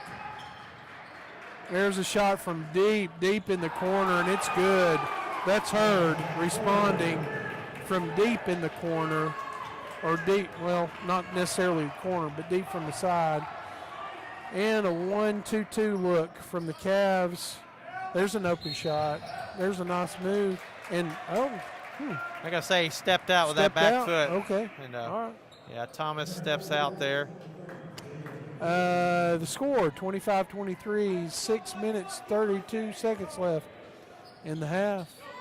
And we're seeing some full court man-to-man pressure here by the Warriors. That's Hurd with the ball. Hurd tries to penetrate, working the ball around. Shot from the corner, way off the mark. Gentry on the rebound. He gets it to Slatton. Here the Warriors come the other way.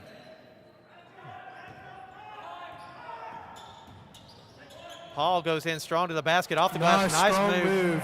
Yeah, we're going to have Tanner tonight be big, because they're really giving Grant lots and lots of attention. So we're going to have a second, third scorer step up to win this game. And it's the score is even right now. And there's a turnover. Steal by Paul. He gets it to Slatton. He'll go in off the rim, and it goes in. Yeah. Wasn't emphatic, but it counts the same. And we've got the Warriors are up picking two. up pressure, full court. Hurd handling the ball, looking to drive. There's a turnover. There's and we another get it steal. to Grant. Let's see what Grant does with it. Nice gliding scoop. Yeah, move. nice finish, and it's 29-25, and just like that, the Cavaliers want to talk about it. So quick turnovers, good aggressive defense. Thomas Paul coming into the game, making a difference there defensively, getting some steals, getting into their leading score, and finishing on the offensive end. Kurt, some good defensive pressure have led to turnovers and some transition baskets. And how many does Grant have right now? I've got him at 14 right now, and we're not even midway through the second quarter. So 14. I've got Hurd at 11. Of course, my scoring is very unofficial, but he's trying to match Grant basket for basket tonight. And great defensive pressure over the last couple possessions that the Warriors have shown, and they've been able to strip the ball a couple times. And something to really look at though right now is we don't have a lot of fouls as team fouls, but we've got some what I'd call critical fouls on on Cade. I think Cade's got 2, and I think Grant's got 2. Yeah, and Cade's gone to the bench right now with those 2 fouls, and Japeth Richmond has come in the past few minutes. He gives him some more length and height in there. Yeah. And that's made a difference. They've not been able to get easy shots off, and then there's been the scrappy Thomas Paul there to scarf up some of those turnovers and turn into 4 easy points for the Warriors. Kurt, I'd still like to see if they have something to match us in the paint. I'd love to see that. There's some more pressure that almost leads to turnover. Yeah, there's Thomas again, really harassing those defenders. I heard shot is off the mark. Paul comes away with it. Grant from the corner, get in there, ball bottoms. That's a 7-point lead, Kurt. Yeah, Slatton is really on top of his game right now. We've got him at 17 points and counting. Let's spread this thing on out. Oh, there's the dancer. That is number 22, Bennett Reeves, with a 3-pointer. His first points of the game, according to my stats. Grant, oh, wow. Almost made it happen. Yeah. Lots of contact there. Slatton winds up on the floor. The shot, still a good shot, doesn't fall. And Still the a 4-point lead. Cavaliers looking to get it into the low block. Good defense. And working it around the perimeter, showing some patience, spreading it out, trying to space it. 4 guys out, 1 guy in there for a minute. There's a deflected shot. Richmond pulls the board, gets it Slatton. There's Get in there, ball. Oh.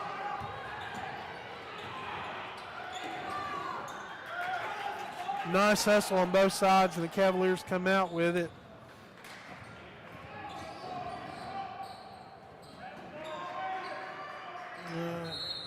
And there's going to be a walk. Lucas Reeves shuffles his feet a little bit, and it's going to come back to the Warriors, Kurt. Yeah. 3 minutes, this 49 lineup, seconds left. This lineup with Thomas Paul and Richmond have really just caused some defensive pressure that has really slowed the Cavs down here in the second quarter. Thomas and Richmond and the younger Paul, both sophomores, Kurt, is that right? Or yes, that's right, both sophomores. take that shot. Richmond had more room than he thought.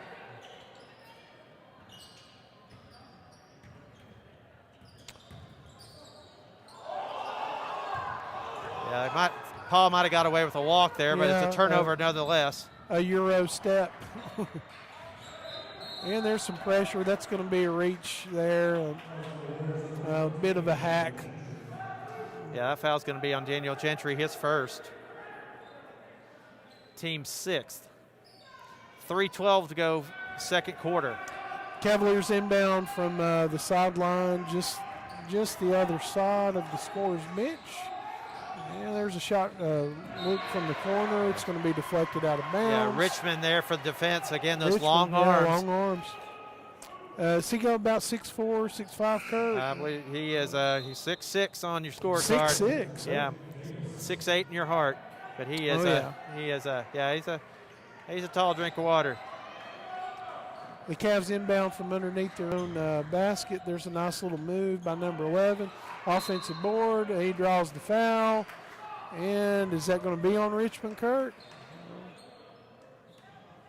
That's going to be Jake Davis.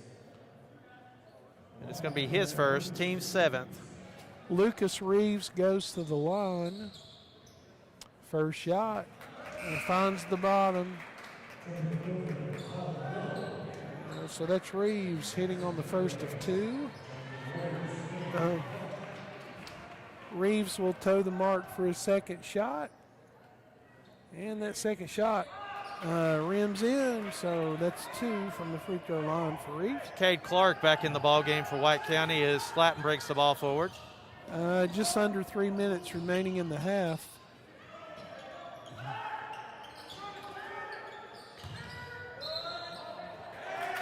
And they're going to call Grant for the walk.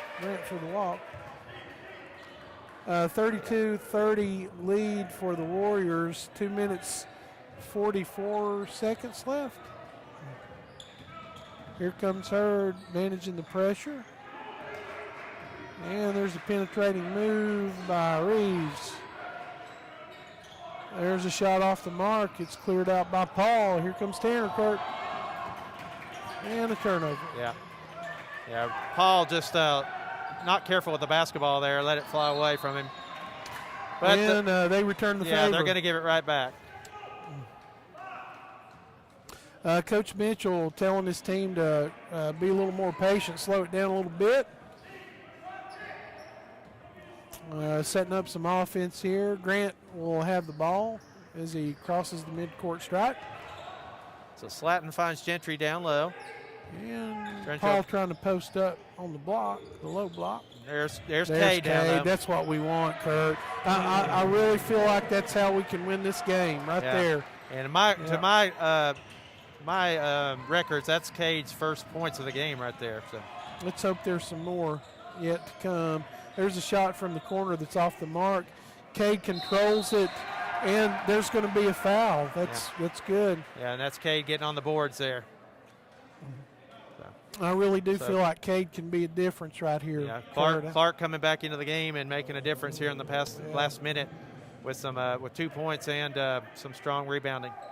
A minute 44 left, a 34-30 lead for the Warriors as they inbound the ball. Just a little token pressure there.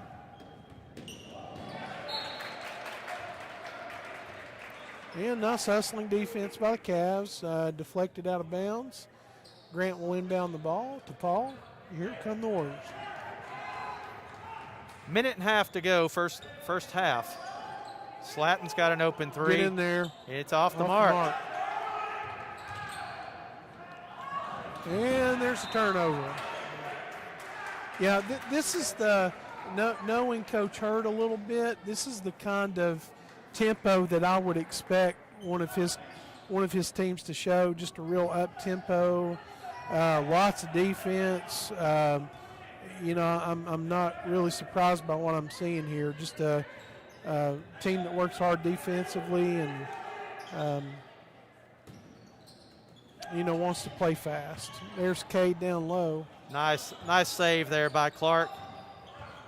Keep it in play. Off balance, got it back to his teammate. Reverses the ball. And there's going to be a foul on the floor. Yep. I guess, yeah. Okay, I didn't see it, but we'll take it. Yeah, off the ball foul there. Just trying to keep up on those screens. Against Grant, yeah. No, no, not against that's Grant. against the Cavs, yeah. number 22.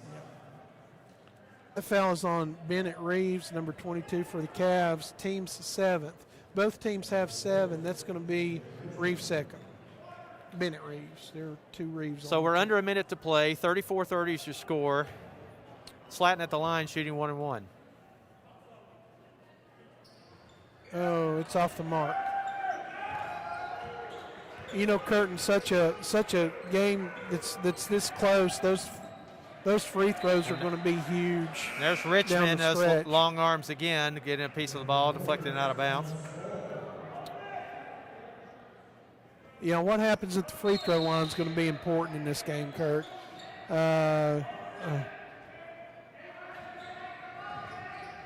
Oh, that's an easy look. Easy open look. Nice penetrating move. Good look at the low block and a good finish.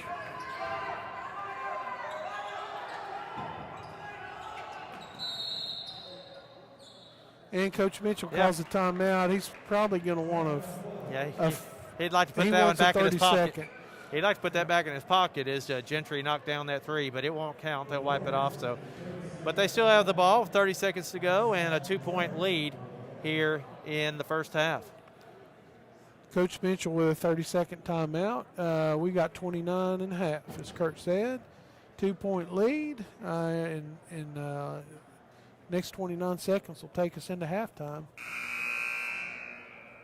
Lane, I think they wanted us to talk about Farm Bureau. I'll do that. Farm Bureau is proud to be your hometown insurance agency with more than 75 years of combined experience. They are there to help you with your insurance needs. Stop by and see agency manager Ryan Qualls or agents Bradley Locke, Justin Coe, or Kate Crosland. They are located at 141 Churchill Drive, or give them a call at 931-836-3171. Go Warriors. All right, so the ball's in play. We got 20 seconds to go. Warriors up 2. Slatton's got the ball. He'll get it across court to Thomas Paul. He'll drive in. Take that shot. There's a foul block. That's going to be a block on Lucas Reeves. It's going to be his second foul, and we're going to go to the line and have 2.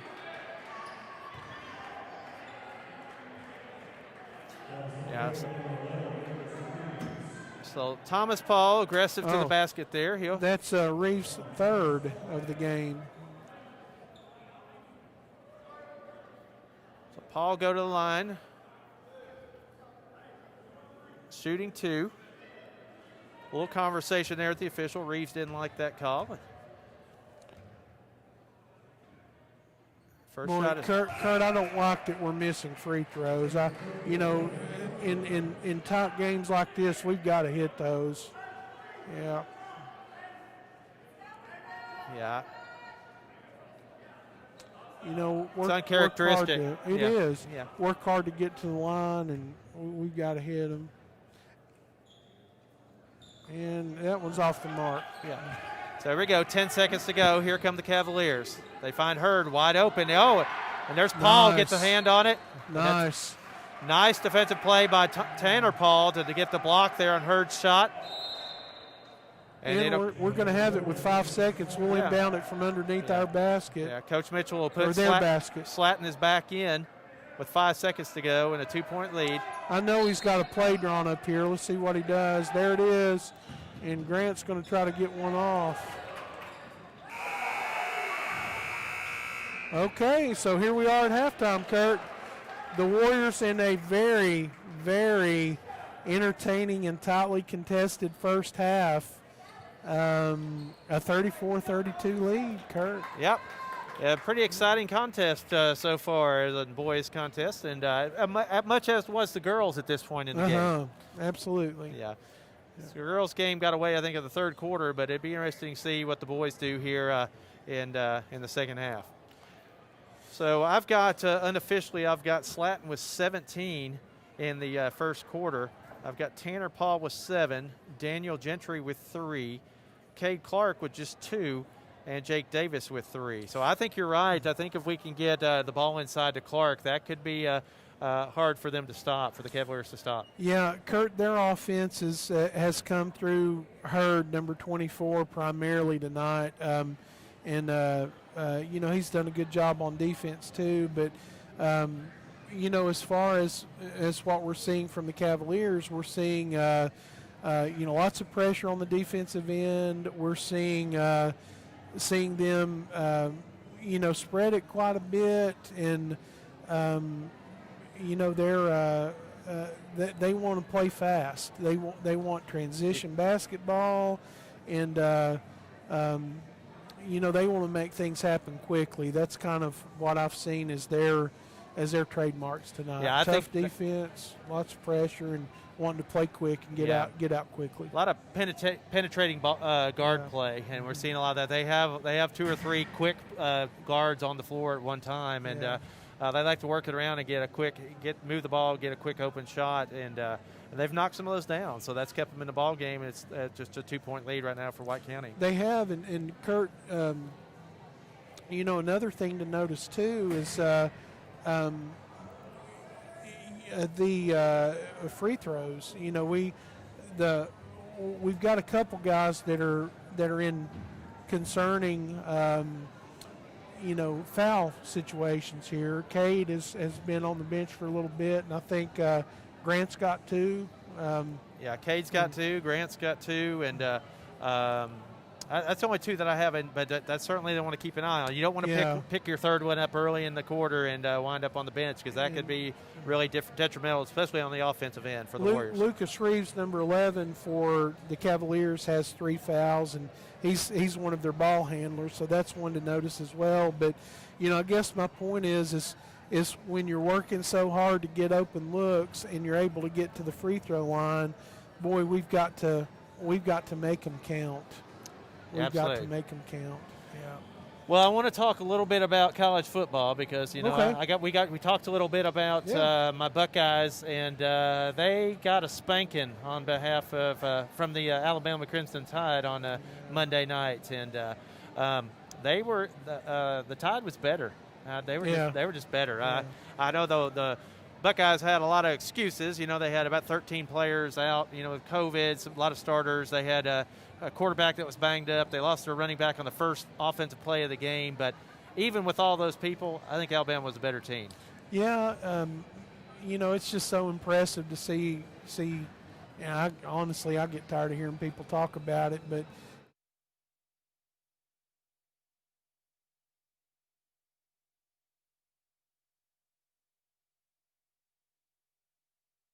with staff, because critical staff members leave that program every year and they don't miss a beat. Yeah, and this year's no exception. Sarkeesian on his way to Texas, and that's right. That's the poaching is already begun there. Yeah, it happens. But, it happens. Yeah, but you're right. What Nick Saban has done at Alabama is really just it's historical. And they get the best players, but they develop them even further. And to me, being a football fan, especially a college football fan, that's the thing I envy most about programs, the top tier programs, is they get good players, but by the time they leave, they're even better. Right. And you don't see that in every program. And just the consistency that those top programs have every year, just it's incredible to Yeah, me. it is. Yeah, it's really amazing what he's been able to do. So, they've already put out the way too early top 25 poll for next year, and they've got the Clemson Tigers up there at number 1. Well, it's going to be interesting to see what they do with the quarterback, because they're good, but their quarterback was the difference maker, and those guys, they don't come around every year. Of course, it's going to be with COVID. We got to see Uiagalelei, their backup quarterback, who did quite well in the absence of Trevor Lawrence, and he'll be back, and we'll see. They bring back a lot of folks on the line, so they've got them number 1. Oklahoma Sooners at number 2. What do you think? Whatever. I was about to ask, what do you think about that?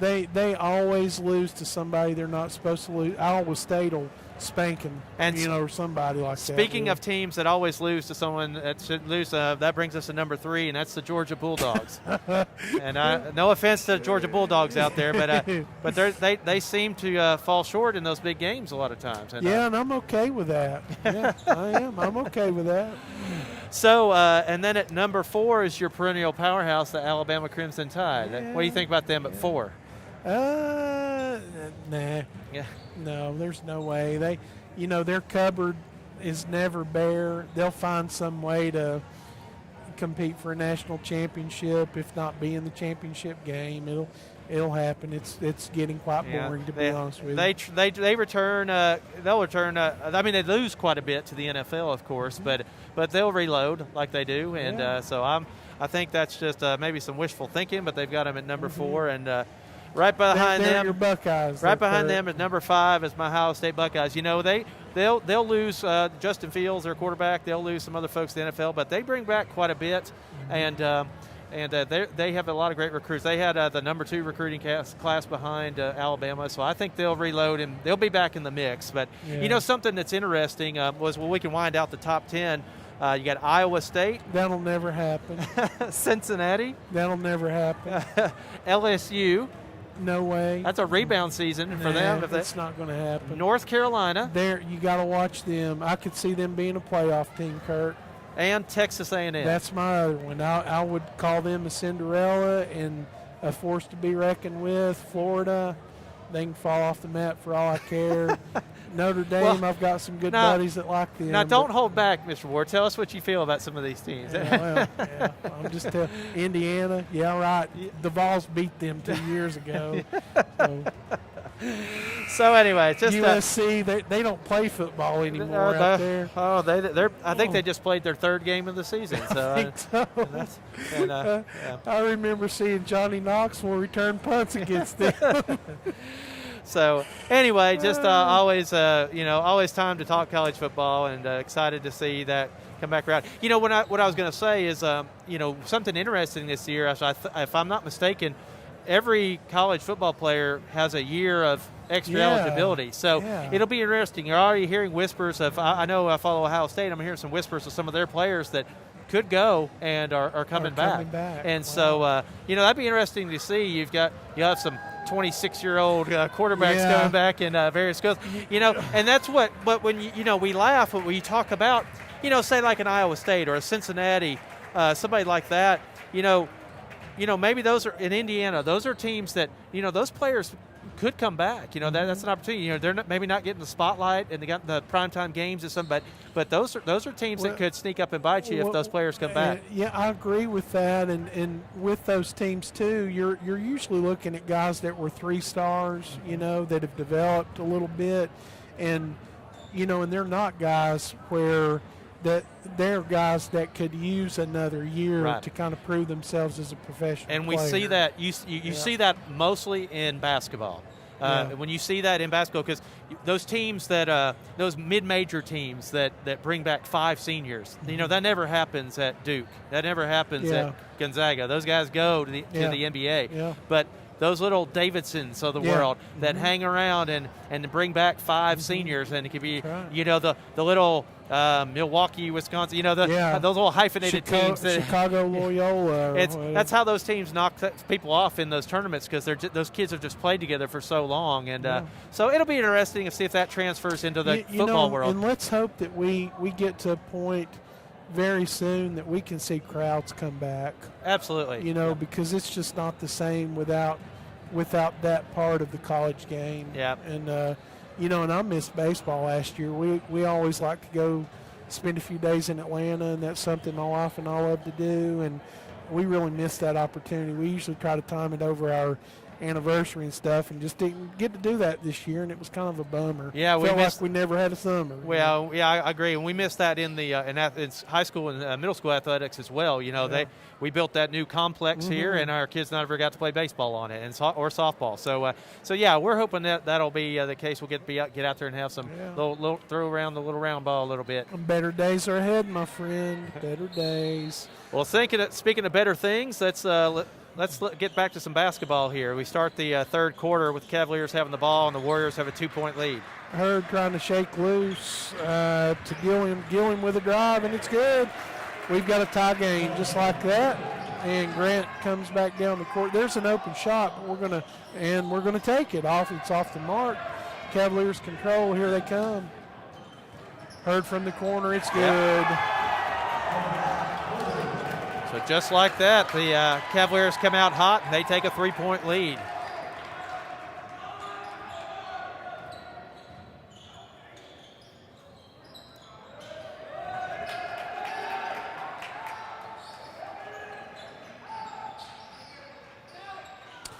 And Kurt, when you look at Hurd is a 9th grader. Really? He's a 9th grader, Kurt, yeah. Well, and there he is again in the corner. From the corner. It's off the mark. And there's a tie-up. The ball will go to, and there's a little bump there. Yeah. The ball will go to the Warriors.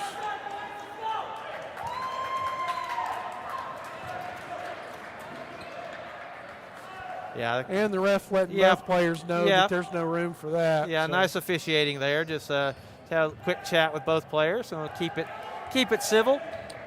And here comes Paul. He brings the ball across the half-court line. And look, we're seeing something different from the Cavaliers right now. A 1-2-2 defense. Looks like a 1-2-2 zone defense. There's going to be a foul on the Cavaliers. That foul's going to be on number 40, Wendell Oakley. That's going to be his team first of the half. And here's Cade. That's how we win this game. We get it to Cade. He hits the first. As they really focus on shutting Grant down, and we try to get it to Cade down in the paint. I think that'd be a good recipe. Kurt, he hit both. That's a good sign. Yeah, so it's 37-36. Cavs have the lead. 6:40 to go, third quarter.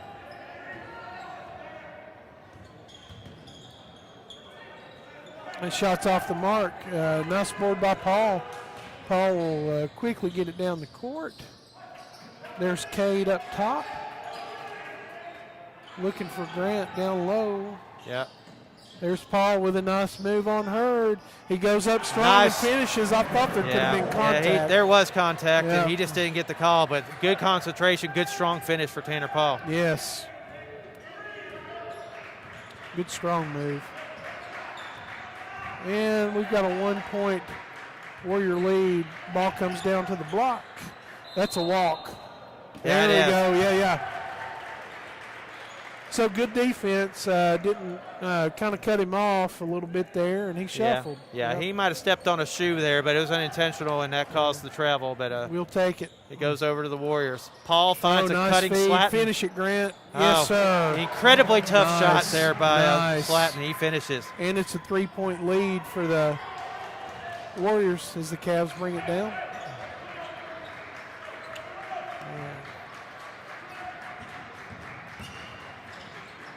Slatton with the steal.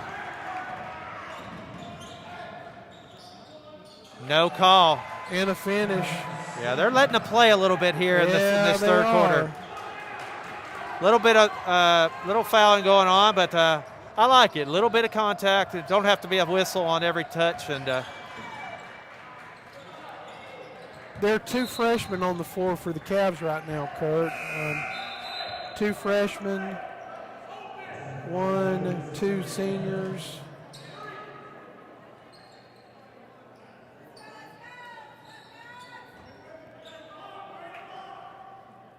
And a junior. 2 seniors, 2 freshmen, and a junior. Nice outlet pass to Slatton. Finish it. There we go. Yeah. Nice play. Hey, nice play lead. That started with Cade Clark down low, defending that inbounds pass. Good Slatton to Tanner Paul. Unselfish play, but that started with Cade down low. There's some more defensive pressure. It's off Grant, but I like it. That's a good risk to take right there, Kurt. Yeah. And the Cavs inbound. And against man-to-man pressure. A little more defensive intensity from the Cavaliers the last couple minutes here. A shot's off the mark, and Grant comes away with it. It's tipped. Good hustle by the Warriors. Finish it. Oh, good. Oh, man. Yeah, no foul. Like I said, they're letting them play, and there's Clark open for 3. No good, but there's Slatton to pull down the rebound. Playing bumper cars down there a little bit from the corner. Davis will take it. No good. 3 good looks there by the Warriors, unable to capitalize. But they hold a 7-point advantage. That's a nice shot. I didn't think he had anything, Kurt, but he made something out of nothing right there. 5-point lead for the Warriors. And that's going to be a foul on the Cavs. It's going to be on number 22, Bennett Reeves. That's going to be 3 on Bennett Reeves. So Lucas Reeves and Bennett Reeves both have 3. That's something to keep an eye on. And that's going to force some changes right there for the Cavs. Cavs are running about 7 deep, Kurt, rotating about 7 in and out. Here's Grant back up to 2. And a charge. Wow. Yeah. She called that charge before it even happened, but it was probably got somebody nevertheless. Coach Eric Mitchell is going to have a chat with Tanner about that one. It's Thomas Paul back in the game for White County. Thomas had some good minutes in the second quarter, provided a defensive spark. Oh, almost a sloppy little pass there by the Cavs. Oh, anticipated. Yeah, there was didn't Thomas. Come away with it. Nice defense. Yeah. The ball's going to stay with the Cavs. Yeah, I like the intensity of the Warrior defense, and we haven't seen that all year long. I mean, just the entire team speed that they've been showing this game, and so it's good. I think they're matching the intensity that the Cavs are brought here tonight. And you know that you don't have any choice against the Cavs because they want to and they can play fast. So you better match it. There's a shot, deep shot by Lucas Reeves. It's good, and it's a 2-point game. There's a foul. Basket's good. There's an errant pass by Jake Davis, and as it's intercepted by the Cavs, put in a little contact, but he sold it well. Yeah, and just like that, the Cavs are shooting from the line to take the lead. Yeah. That 7-point lead evaporated in about less than a minute, Kurt. Yeah, and those turnovers will do it, and they just got to protect the basketball. They've got offensive options on the other end, but defensively, you just got to protect it. So shots off the mark. It's a tie ball game with just over 3 minutes remaining in the third quarter. There's Tanner. Tanner to Grant. Grant finishes. That's nice. Yeah. That's nice. Yeah, a great look by Tanner. Yeah, nice patience there. Finish. Tanner in the corner didn't flinch, didn't He's stress. He's going to take it again. Better get out there. Nice strong board. Grant clears it away. And that's a walk. I think the Cookeville sideline called that one. Yeah, I think they did. Yeah. Yeah. Grant pleading his case there with the official. There's a reason he lost his balance, but nevertheless. The Cavs will inbound. That's nice. Nice finish by Hurd.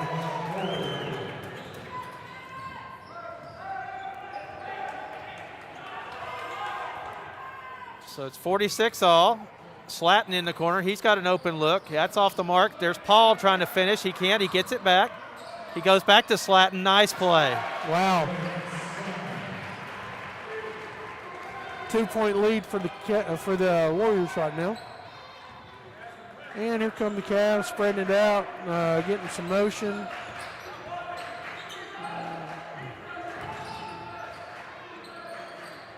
You know, I liked it. The Cavaliers played with a lot of confidence. Deep shot, a three-pointer, it's good. That's Manette, Trey Manette with a three-pointer. It puts the Cavaliers in the lead by a point. And they'll jump into a little bit of a trap there, but we manage it well.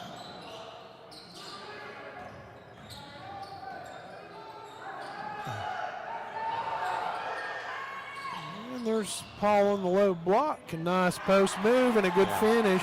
And nice soft touch off the glass, Kurt. Tanner's been really aggressive in this quarter, and it's paid off offensively for the Warriors. Yeah. If he hasn't all had the shot himself, he's been finding open people. So 1 point lead for the Warriors. There's her deep. Shots off the mark, cleared out. And here come the Warriors. Grant over on the wing. Shot's good. About a 14-footer there, Kurt Bottoms. Yeah, he's got 10 in the quarter, 27 in the game by my count. That's just tough to stop there, that mid-range jumper. And it is. He elevates above the defense. And just a tough shot, but a great shot.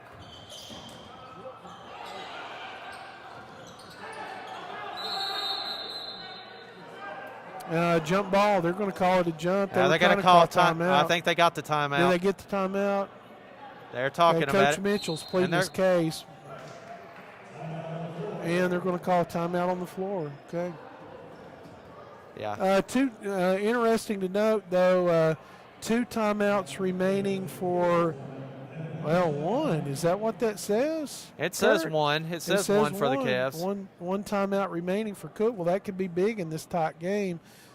Still, the Warriors have all 4. Is that correct? That's what our scoreboard is showing right now. But we're under a minute. It's a 3-point lead for the Warriors, and it's going to be Cavalier basketball. But pretty exciting game so far, Mr. Ward. And Kurt, we want to once again. We want to thank everyone for joining us. And when's the next opportunity they'll have to join our broadcast, Kurt? We will be back in action on the 19th here in Sparta, and so we'll be looking forward to bringing you that contest. The great folks at Ben Lomond and Warrior Media will be bringing the game on the 19th. That is against Stone Memorial right here in Sparta. It's hard to believe that we're moving into the 3rd week of January already.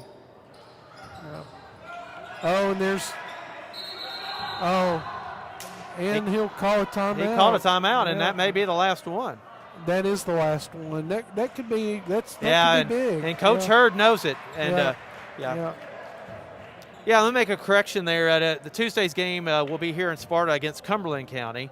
That'll be against Cumberland County, and so we'll hope you can join us right here at Warrior Media. We'll be broadcasting the game with the help of Ben Lomond and Warrior Media to make that come into your household. So, big change there as the timeout number goes to 0 for the Cavaliers. With 51 seconds to go in the 3rd quarter, they're out of timeouts. Kurt, once again, a typical White County Cookeville matchup. Yeah, and if looks like we're going down to the wire in this ball game, certainly into the 4th quarter, but it wouldn't surprise me the next time if one of them blew the other one out. Yeah, I know. That's how it is sometimes. Yeah, but certainly an entertaining contest for us tonight here in Sparta.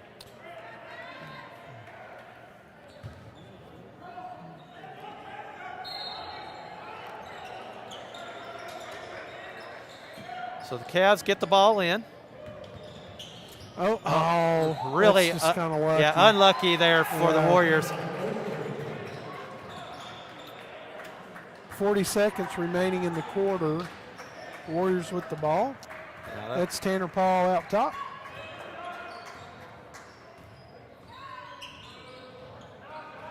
And we may just try to milk it to the last shot here. Grant's got almost there. He has it.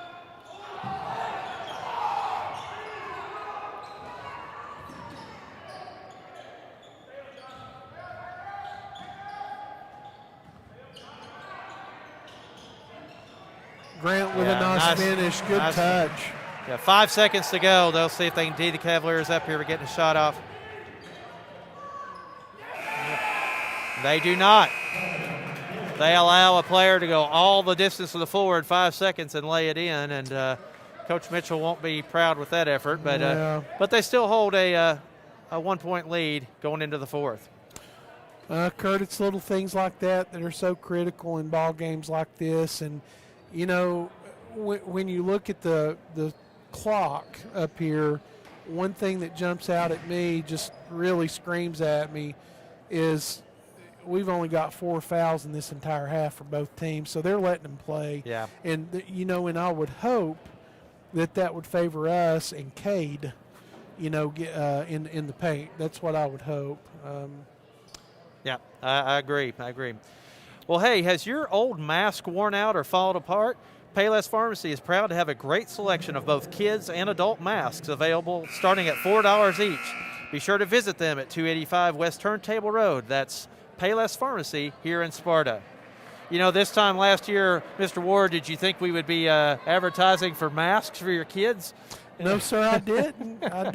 So, no, how could anyone have anticipated that? Yeah, well, let's hope that this time next year we're not doing the same thing. Yeah, I'm banking on it. I've had my vaccine. Hey, you know, knock on wood, I don't want to jinx it, but, you know, our numbers have been down here in White County and around the Upper Cumberland the past couple of weeks. So for those of you out there listening, make sure you're still wearing your masks. Get the vaccine if you feel like that's good for you, and let's keep doing safe practices and make this thing get over as soon as possible. That's right. Move on. Turn the page. So there's a nice defensive play. Warriors with the ball. Grant's got it. He's going to go strong to the hole, and certainly he was fouled. They're going to call that? They're going to call that a tied jump up ball? Yeah, oh, my goodness. Okay. Yeah. Yep. Well, at least it stays with us. So we inbound it from underneath our own basket. Grant at the top of the key. He'll draw 3 defenders. Yeah. They are super aggressive on Slatton right now. Lots of patience for the Warriors right now. Take that shot, Cade. There you go. Tanner, nice look inside, just being very Davis patient. need to knock this down. He can't get it. And Cavaliers come away with it. And there's a turnover and it's right back to the Cavs. That's going to be number 40, Wendell Oakley with the basket for the Cavs, and that puts them up by 1. And Slatton with the ball out top. And they're going to call a charge. Yeah. Yep. And that's going to be team's third. That's going to be Grant's third, team's third.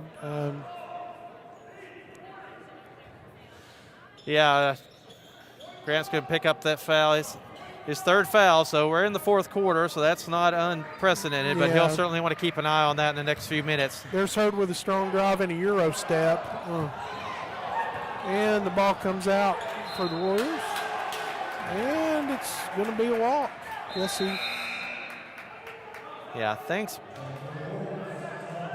Things pretty fiery right now on both sides. I mean, controlled. I mean, and tasteful, but lots of energy on the court for both teams right now. And big possession right here for the Cavaliers. We need a stop by the Warriors. Nice look into the paint. Scramble for the ball. It should be a top. It's going to stay with the Cavs. Good job tying the ball up right there. And the Cavs will inbound from underneath just the other side of their own basket. And they've scored off of inbound plays a couple times tonight. This time it's a deep shot. It's going to be off the mark. Cade with a strong rebound. He clears it out. Yeah, nice board there by Cade Clark. And here come the Warriors. Slatton's got it. Slatton draws a crowd and he's fouled. He's going to go to the line. He'll shoot 2. It was as he was shooting.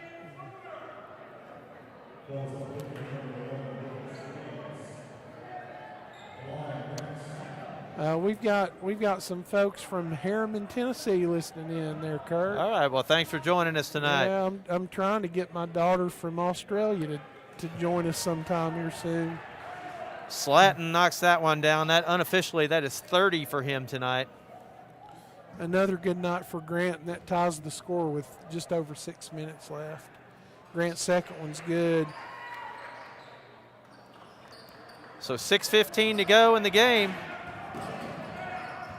And it is a tie ball game. Oh, excuse me, the Cavs are up one as nice. Cade gets a foot on That's it. nice. It'll stay Cavalier basketball. Bennett Reeves was looking for a nice little interior pass there, and it was a good reflex there by Cade to kick it out of bounds.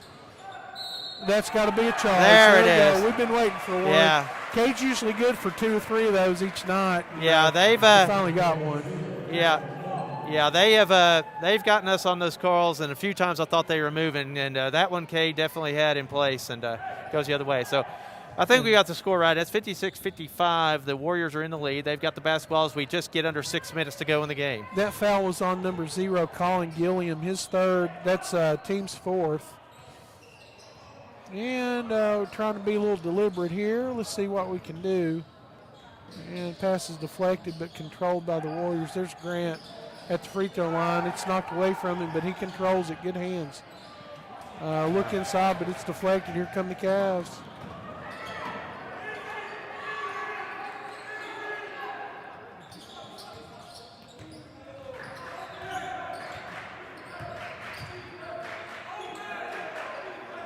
Oh, and there's a turnover.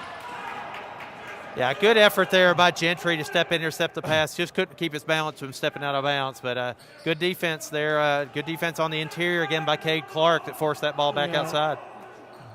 Good pressure. I thought their player overlooked a little 6 or 7 footer he probably could have taken right there, but probably a good thing he did. Cavs spread it out. There's a deflection by Grant. Cade comes away with it. Let's go, guys. No. Just being a little sloppy with the basketball there. Yeah. Nice interception there by the Cavaliers. There's a wide open shot from the corner, and he's fouled. There's a foul. Yeah. And that's going to be 3 shots. So Gilliam will go to the line for 3 shots. Yeah. So, Coach Mitchell's going to call a timeout on that. He's not happy about that foul. That'll send the Cavs to the line shooting 3. But, really good ball game we've got tonight here in Sparta. Kurt, and that look that Cookeville's player had there on the, over in the corner was not a really good look. So it's we kind of bailed him out a little bit there. I think you're right. Yeah, absolutely. But yeah. And Farm Bureau Insurance has been building a reputation of trust for over 80 years. Ready to help you protect the things that are important? See Ron Qualls, Bradley Locke, Justin Coe, or Cade Crosland at Farm Bureau, 141 Churchill Drive, from the ball court to the fence post. Farm Bureau has been covering the Upper Cumberland since 1948, folks. How much has the world changed since 48? Go Warriors! All right, so our J-Mac, our crack statistician, has just chimed in. He says the official scorer has Slatton with 33 tonight, so we'll make that adjustment. Thank you for calling that in. And the Cavs are at the line shooting 3.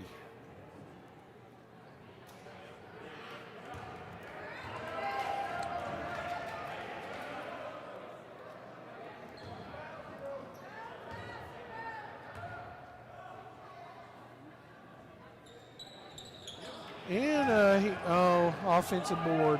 Yeah, just unlucky Karam there for the Warriors. And now there's Thomas Paul with quick hands. They return the favor.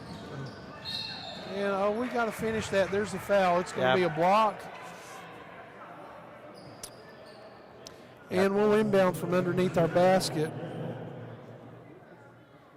I think they're going to put Thomas on the line. Oh, okay. And he'll shoot too. So Thomas gets the steal with quick hands on the other end and gets rewarded for his efforts with a couple of shots here. See if he can knock them down. First is up and rattles home. We're going to have free throws to win this one, Kurt. That was number 0, Colin Gilliam's 4th foul of the night. Team's 5th. Second shot rims out. And here come the Cavaliers. There's Hurd deep from deep. Bottoms. Big shot from Hurd. Yeah, big shot. So 59-47, 4 minutes, 24 seconds left. And there's Shot Thomas. from the Can he corner. answer? Let's answer it. It's a little bit hard, and the Cavs come away with it.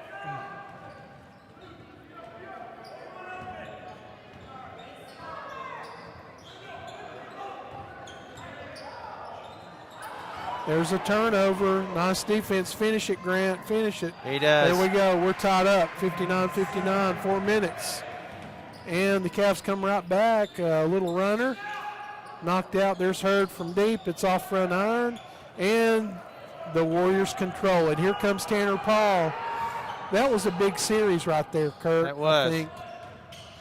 There's Grant. Grant up and under. Bottoms. Wow, what a nice finish. Man. Yeah. It is. There's Hurd. You never know when Hurd's going to throw one up there. He's got range that is not typical, looks like.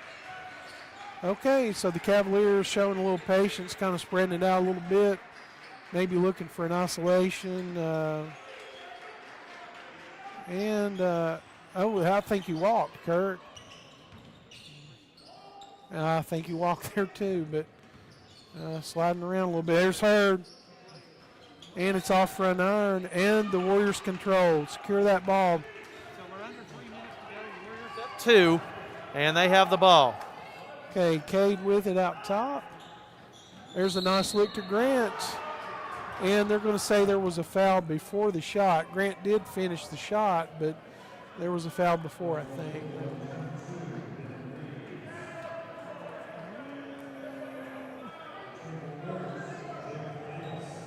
22, fouls on 22, Bennett Reeves. That's 4 on Bennett Reeves. They've got two players with 4. Colin Gilliam and Bennett Reeves both play kind of a guard position for him. Warriors inbound from underneath their own basket. It's in play cleanly. Davis brings it out top to Clark. 2:40 to go, fourth quarter. There's a nice cut by Slatton. Difficult shot. Nice, he got fouled. They're starting to tighten it up. Yeah, they sure are. It wasn't this tight about 5 minutes ago. Yeah, and I think Coach Hurd's saying the same thing. That wasn't a foul a few minutes ago, maybe in the third quarter, but it certainly is now. Hey, and if it keeps going like this, I don't have a problem with that. Yeah, as long as the Warriors stay on top, we'll take that. But that's Jackson Madewell, number 32, his second foul. That's team 7th. That could be big. Grant hits that free throw. Kurt, the fact that they've got 7 fouls and we're starting to get to the line could swing this game. Yeah, absolutely. And that won't play into their favor as the clock winds down. So Slatton's first was good. His second is up, and it rattles home as well. Good. All right, so 4-point game, 2 minutes, 30, right at 30 seconds left, 2 minutes, 30 seconds. Warriors apply some pressure, uses a little clock. And if you're a Warrior fan out there, make some noise at home. We need you over the next 2 minutes here. Trying to isolate a little bit, looking for a lane to drive. Hurd's got it way out top, almost at the half-court stripe. He'll cut toward the low block. And the Cavs really spacing, lots of movement, cutting, trying to look for a nice effort by Jake Davis. He splits in, finish it out, gets the shot up, and it's good. Yes. Excellent play by Jake Davis. And that's a 6-point lead. Now we're under 2 minutes. Here come the Cavs. They'll put it up quick. And they'll throw up a 3-pointer just at any time here. There's Hurd from deep. Nice Bottoms. off-balance shot, step away. Nice shot by Hurd. Nice. That was nice. 3-point lead, minute 30 to go. The Warriors have the ball.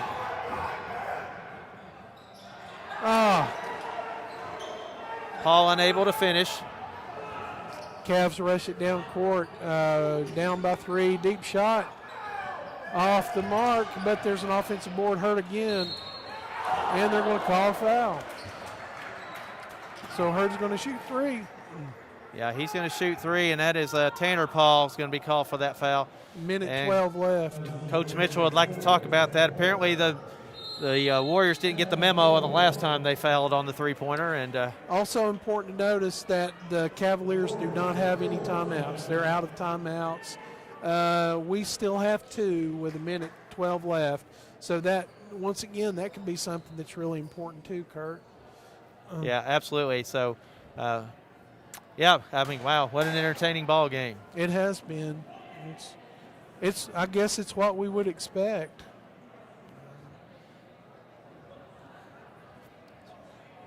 Looks like we had an equipment malfunction over there. It's like the clipboard broke, and so we'll get that fixed over there on the Warrior sideline. Not sure what that's about, but but nevertheless, we're coaching it up and getting ready for an exciting 1 minute and 12 seconds here.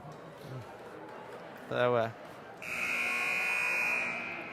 all right, so we'll set the stage for you. 1 minute and 12 to go in the contest. The Warriors are up 65-62, 3-point lead, but the Cavs are at the line shooting 3. Hurd will be at the line for Cookeville. You know, that one too, that was from the same shot that last foul that sent them to the line for 3 shots was, and I'm not sure it was a really good shot, but you know, you can't blame a guy for trying to defend it. First shot's off the mark, Kurt. That's big. All right. So the first shot, no good. That preserves the lead for the Warriors for the moment. Second shot up, and it is good.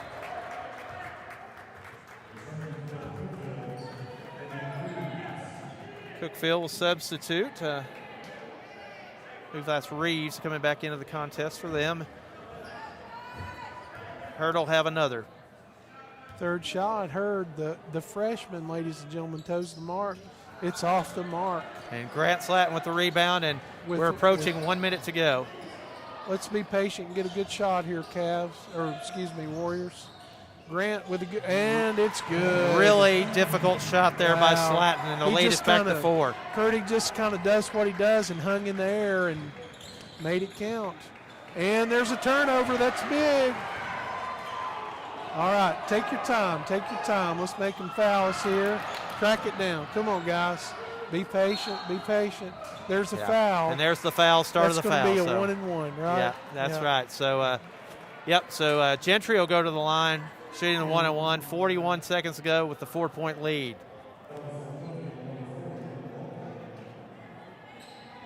And that foul's going to be on number 40, Oakley. That's Oakley's second. And that's going to be a 1-and-1. Oh, boy, this is an important shot. Gentry shots up and Riddle's out, but there's Thomas Paul, Tanner Paul with the rebound. Back to Gentry and finish. All right. Great offensive board by Tanner Paul. And turnover. As the Cavaliers tried to rush it down the court to get an open look, the ball caroms out of bounds. So here we are. A 6-point lead for the Warriors with 32.3 left. The Cavaliers are out of timeouts. The Warriors have 2, and the Warriors have the ball. Facing full court man-to-man pressure, Cade Clark will trigger the inbound throw. So here we go. And there it is. Nice. We inbound it cleanly, and there's going to be a foul. Nice sportsmanship there by the Cavs. They helped the player up. It's been a hard-fought game, and you know, you got to wonder what the next one's going to be like, Kurt. Yeah. You know, up there in Cookeville when we play, we don't traditionally shoot very well in that gymnasium, but anything can happen. And Kurt, that's Colin Gilliam, who played hard tonight, had a good evening. I've got unofficially with 5, 11, 12 points. But a good night for him. That was his 5th foul, and he'll see the rest of it from the sideline. So Tanner will go to the line shooting 1-and-1. First shot is up and no good, but there's Slatton with the rebound. And he's going to go to the line. Yeah, quick foul by Hurd. 28 seconds to go. So nice rebound there by Slatton. And these free throws could just about put it away if they can just knock a few of these down to the stretch here. And Kurt, that was Hurd's first foul of the night, if you believe that or not. Grant, it rolls in. And the Warriors taking control right now, 7-point lead, 28 seconds. I hope you're going to stay with us to finish this one out, people. It's been a hard-fought contest. Second one's good. That's an 8-point lead for the Warriors. So 28 to go. It's all about academic now. If the Warriors can just stay out of foul trouble here. Deep shot off the mark. Rebound, Hurd. Shots off the mark. Knocked around. Rebound, Oakley. Fought forward. Yeah, good work on the boards there by Clark and Slatton and Gentry. They didn't get the stop, but they did get a stop, and they wasted a lot of time there, so we're down to 14 seconds to go.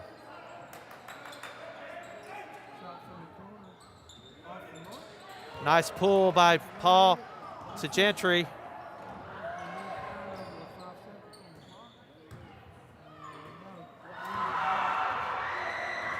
And that will do it.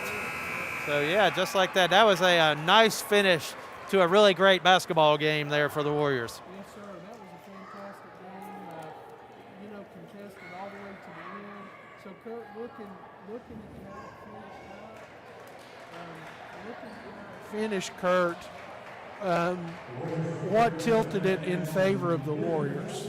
Well, I think they really got on, got that aggressive defense, yeah. and Grant Slatton. I mean, goodness gracious, and his teammates, obviously getting in the basketball. But unofficially, I have him with 43 points on the night, and he had 10, 13, 14 in the fourth quarter, and so. Grant Slatton on the offensive boards, and really great defense play. I mean, there were great.